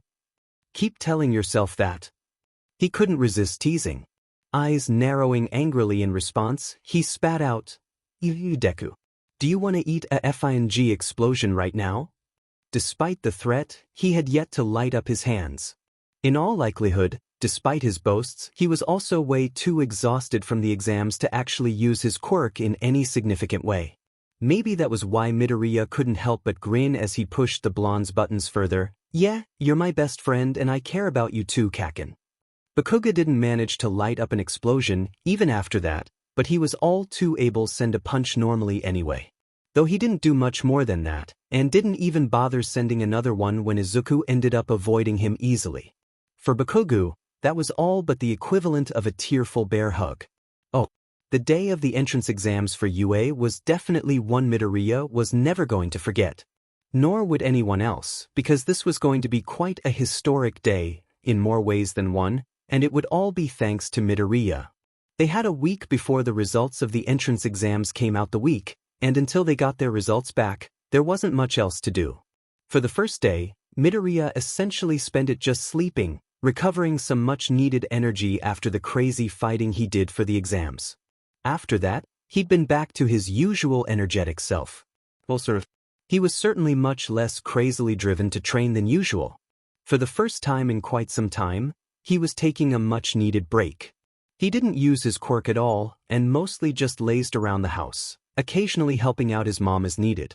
He chatted a little with Ochako, who was just as cheerful and enthusiastic in her normal state as Izuku got when fanboying over heroes or quirks. Though they had talked a bit about meeting up, they hadn't come to any concrete agreements yet. Midoriya suspected she was waiting for the results, but didn't say anything other than reassuring her they would both pass. He was still pretty tired from the exams and felt like taking a break from training for a while anyway. Oh, Kacchan wasn't quite so happy about this arrangement. But he was clearly pretty tired from the exams and all their training leading up to it too, because he didn't actually do more than give a token protest before conceding to Midoriya's plans. Unlike usual, where they typically spent most of their time together either fighting each other with their quirks or experimenting on how to improve their quirks, this time, they were mostly just playing a bunch of video games together. They were mostly competitive fighting games admittedly, because they clearly couldn't stray too far off brand, but there were some co-op games, shooters and RPGs too. Once, Midoriya had even convinced him to play some party games, and managed to get the blonde hilariously hooked on them pretty much instantly. He should have expected the competitive nature to get to Kacchan. Personally, he thought he already won the moment he managed to get a dead serious Bakugo so very intensely moving his controller to try to get the most love arrows from the weird baby Cupid first. Their parents were just happy that they weren't breaking anything or coming home with dirty clothes and scrapes all over like usual, though during one particularly heated fighting game, Bakugo did up accidentally breaking a controller when he threw it at Izuku's head after he lost. Obviously, the green-haired boy had dodged it, saving himself a bruised temple. Unfortunately, the controller had smashed against a wall. Mitsuki had given him quite a scolding after that, with Bakugo giving angry accusing glares in his direction the entire time, especially when he couldn't help but let slip a laugh. Needless to say, they stayed away from fighting games or really any competitive games after that. But playing a co-op game together was its own sort of disaster, so in the end, they'd somehow ended up just spending their time on a strangely engrossing and relaxing farming game instead. Who knew Bakugo was such a beast at managing a farm? Not even Midoriya with his meticulous planning and overly detailed organizational charts could compete. Oh, near the end of the week, a bunch of his classmates had invited him to hang out, in celebration of their upcoming graduation. Spurred on by the realization that they would all soon be going in very different directions in life, and likely never seeing each other again, he accepted the invitation and even tried to get Kacchan to join in, though that was sort of a lost cause. As usual, the blonde was completely dismissive of hanging out with a bunch of extras, Especially since, unlike the crowd they'd hung around with in kindergarten and grade school, these people weren't just hanger-ons to Bakugo's popularity who would do anything he wanted. If anything, they were probably more willing to be Midoriya's minions, as it were, though he certainly didn't think of it or them that way. In any case, it had actually been a lot of fun to just let loose and act like a bunch of regular middle schoolers. They went to the arcade, strolled around the mall and had a mini-class party at a karaoke place later that night. It was pretty nice experience all around, and he got to know some of his classmates a lot better enough that Midoriya sort of regretted not choosing to hang out with them more before now. Well, he didn't really regret choosing to train his quirk in pursuit of his dream, of course, but maybe he could have chosen to balance things a bit better. If he had, maybe he would have realized before then that Haruto was a smart guy who knew a lot about human anatomy and first aid techniques because he was aiming to be a doctor. He would have been super helpful during the many times Midoriya had ended up hurting himself when he was training with his quirk. Speaking of quirks, Haruto didn't have half as helpful a quirk as someone like Recovery Girl, since his quirk temperature adjustment only allowed him to change the temperature of an object, but that hardly mattered compared to his drive and studious personality. Still, they had ended up getting into quite a discussion when Midoriya had been quick to suggest ways his quirk would help his goals too, such as in heating up medical tools to help sanitize them and make incisions easier.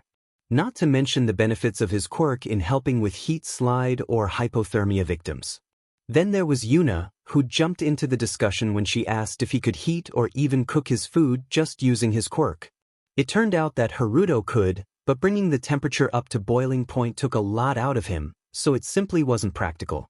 Nonetheless, he'd quite readily obliged to Yuna's request to reheat her soup for her anyway, cheek turning a slight pink, when she'd happily thanked him. Afterwards, Yuna had given some of her own suggestions to help too, when she suggested how helpful his quirk could be in a greenhouse, since she was a budding horticulturist in particular. Her own quirk, freeze position, which allowed her to freeze an object in a certain pose for a limited amount of time, wasn't very powerful, but quite helpful in small ways, such as when finding the perfect arrangement for a bouquet of flowers. It was kind of silly, but Midoriya hadn't quite realized how many other kinds of dreams people could have. For him, it had always been heroes and nothing else.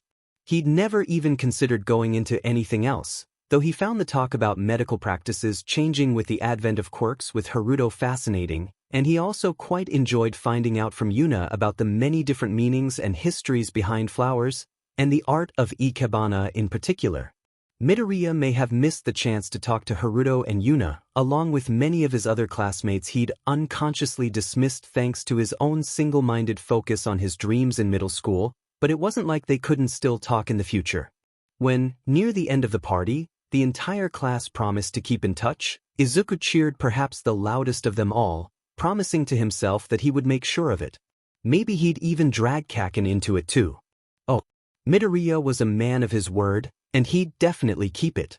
At least, to the best of his abilities, anyway. Hero work was incredibly busy work, and even as a student in UA's hero course, he'd found free time a depressingly rare commodity. Thankfully, thanks to technology and the power of class group chats, he'd managed to keep in touch with many of his old middle school classmates. He'd been there to congratulate Haruto on getting into medical school, watched Yuna on television doing some incredibly things with her flower arrangements while creatively using her quirk, and been there to give a toast on their wedding day, as he gleefully recounted Haruto's blushing cheeks to everyone there. Oh, all in all, the week after the UA entrance exams was probably the most peaceful week of Midoriya's life, and he was almost sad to see it end. Oh, it would be the most peaceful week he'd have in his lifetime, basically. After this, after entering UA, really, his life would never be the same. It would be one danger after another. Such was the fate of a pro hero, even one that was just in training, thanks to the rather unique set of unfortunate circumstances that their class had gotten in. If he'd known that at the time, that this would basically be the end of his childhood and peaceful existence so far, he definitely would have taken advantage and stretched it out as much as he could, appreciating every single lazy moment possible. But, honestly, even if he'd known, he wasn't sure if he would have changed a thing. It had been a nearly perfect week after all. Oh, inevitably, however, the week passed by, and the letter they had all been waiting for finally arrived. Midoriya and Bakugo had agreed beforehand to meet up once they found out their individual results. There turned out to be several surprises inside, Izuku quickly discovered. First, All Might, of all people, was the one to deliver their results. Apparently, he was actually going to be teaching at UA for the coming new school year. Clearly, Midoriya just had all the luck. So far, he'd been rather accepting of the fact that his only likely interaction with his favorite hero was going to be the one time he'd accidentally gotten caught up in a villain, but now he was going to be his teacher? Midoriya had always thought he was lucky, considering his quirk. But this seemed to be some of the best luck he'd had so far. What were the chances that the year he got into UA would be the year All Might taught too? Maybe it was luck, maybe it was fate. At this point, he wasn't sure he entirely cared so long as it kept going in his favor like this. Indeed, today seemed to be his luckiest day, because the results were not what he expected.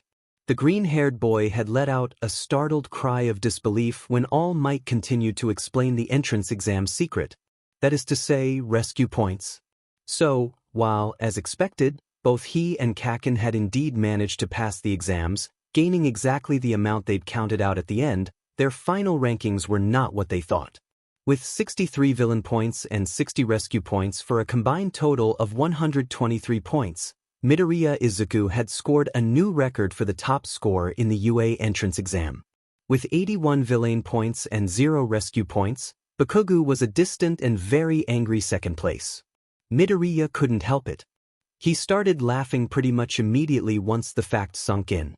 After all of his friends talk about how him defeating the giant robot at the end didn't count, so he won between the two of them, to have this happen, Kacchan was going to be so sad. Probably, it said something about Midoriya, and his friendship with Bakugo in particular, that this thought all but sent him into hysterics. Well, it was probably best if he got most of his laughter out of the way now. He probably wouldn't even survive to get to his first day of school at UA if he showed up to Kacchan's place laughing at him like this. Oh. Eventually, Midoriya managed to get a hold of himself after nearly passing out from laughing too much and get himself over to Kacchan's place to share the news. Before he could though, he found the blonde had much the same idea, and he was already waiting at his doorstep. He was also set off as hell and shouting that he was a DMED FING cheater. Midoriya clearly had no fear or self-preservation instincts, because he only shrugged, replying with a teasing smirk, "Hey, I don't make the rules, Kacchan. No need to be a sore loser." Oh. Needless to say, they spent the rest of that day fighting until Bakugo was satisfied, meaning until he managed to get a win over the other boy. Though Midoriya pointed out that the blonde had only done so by cheating himself and throwing sand in his eyes, Kacchan clearly only counted cheating when it worked against him. Well, it wasn't like Midoriya didn't understand the necessity of fighting dirty sometimes. But demon, getting sand in your eyes seriously hurt. So, who could blame him for getting his revenge by all but gleefully telling Kacchan that according to All Might, he'd literally set a new UA record with his incredibly high scores? Clearly, Bakugo could, if the explosions being sent his way meant anything. Oh well, Midoriya could use the practice anyway. After lazing around for a week, he was ready to get back into the swing of training himself and his quirk every day.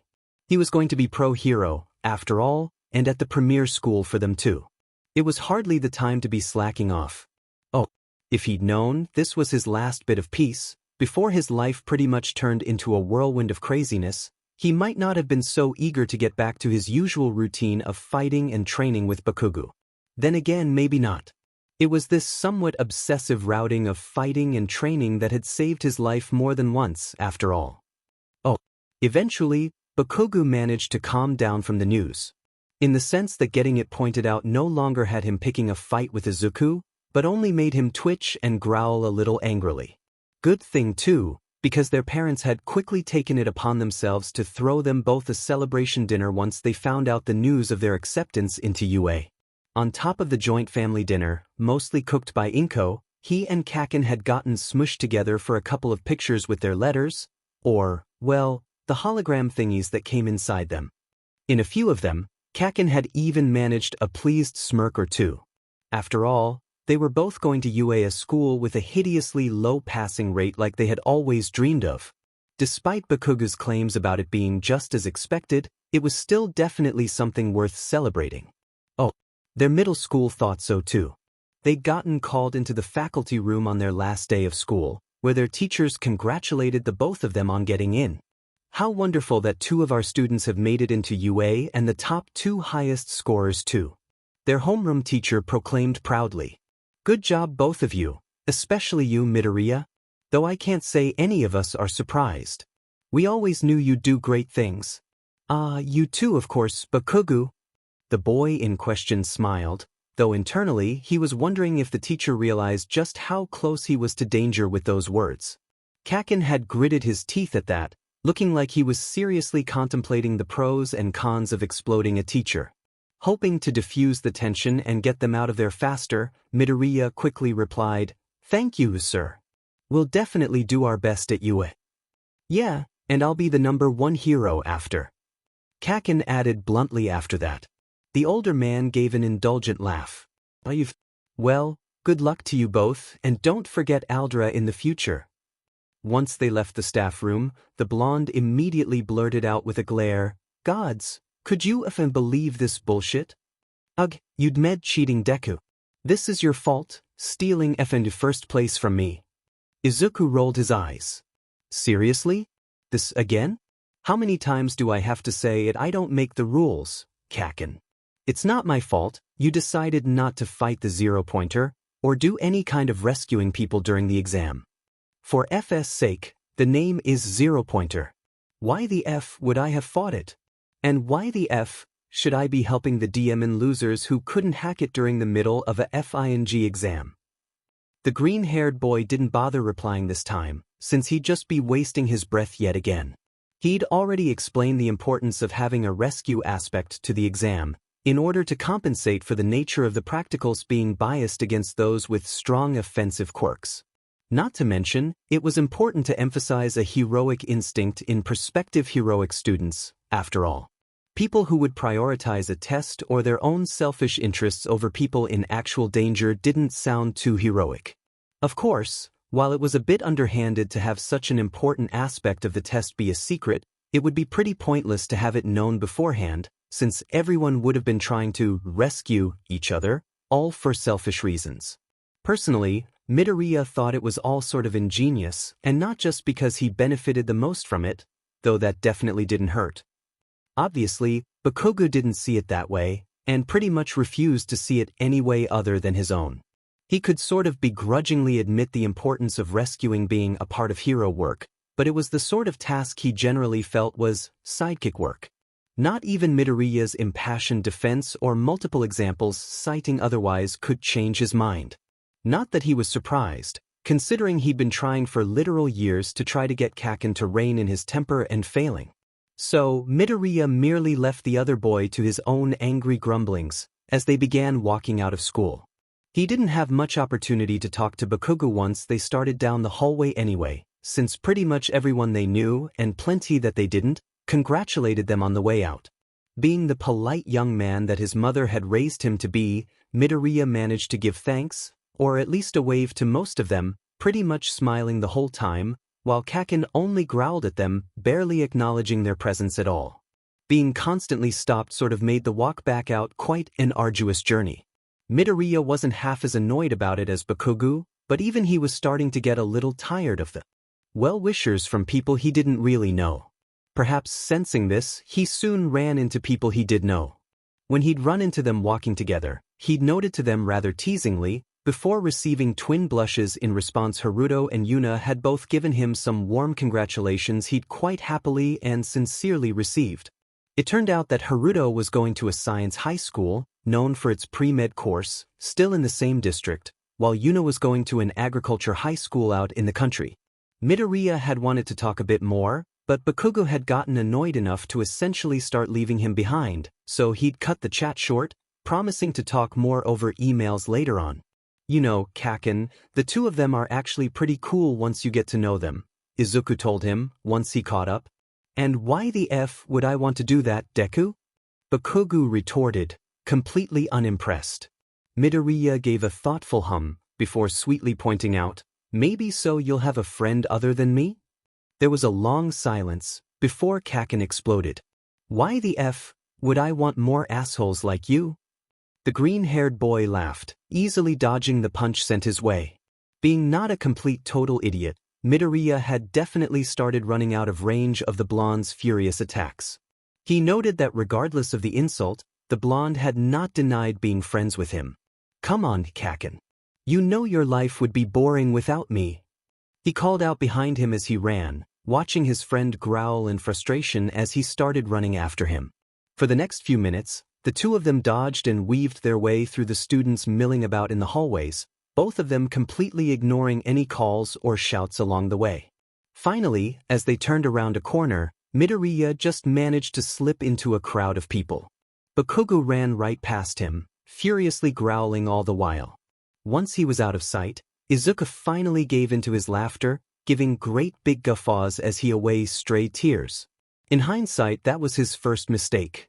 The crowd quickly realized he was there at the noise he was making, at which point, they all exploded into more noise, eagerly asking him details about the entrance exam. Midoriya flinched briefly at the sudden noise, his laughter cutting off abruptly. He wasn't really a claustrophobic person exactly, but he was definitely starting to get an itch right now, as people kept barging into his space.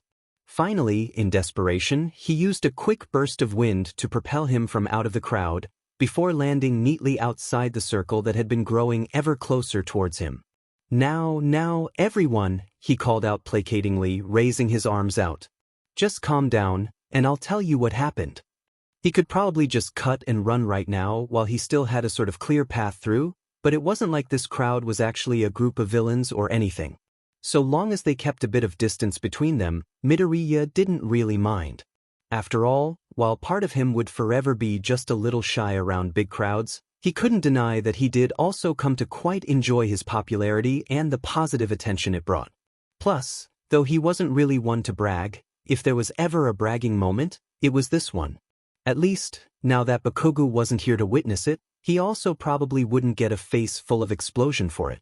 Without further delay, Midoriya quickly launched into the story, dramatizing it just a little bit, not that it needed much help, and making sure to point out Ochako helping him out too, because even if no one who she was, it didn't feel right not to give her some credit too. Dude, you are so badass. I can't believe you seriously kicked a giant robot's butt. I can't believe a giant robot is part of UA's entrance exam. Boy, am I glad I decided not to apply. If you had, I'm sure Midoriya here would have come to save you. Dan Midoriya, just how many girls are you gonna save and add to your harem? Wait, what?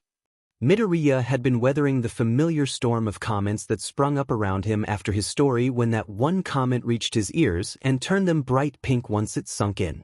He was definitely regretting his decision to stay and humor the crowd now. Maybe this was karma for deciding to brag and ditching Bakugo, and boy, was it working, because he was never going to do this again. Still incredulous this was happening, he shook his head as he protested. I don't have a harem.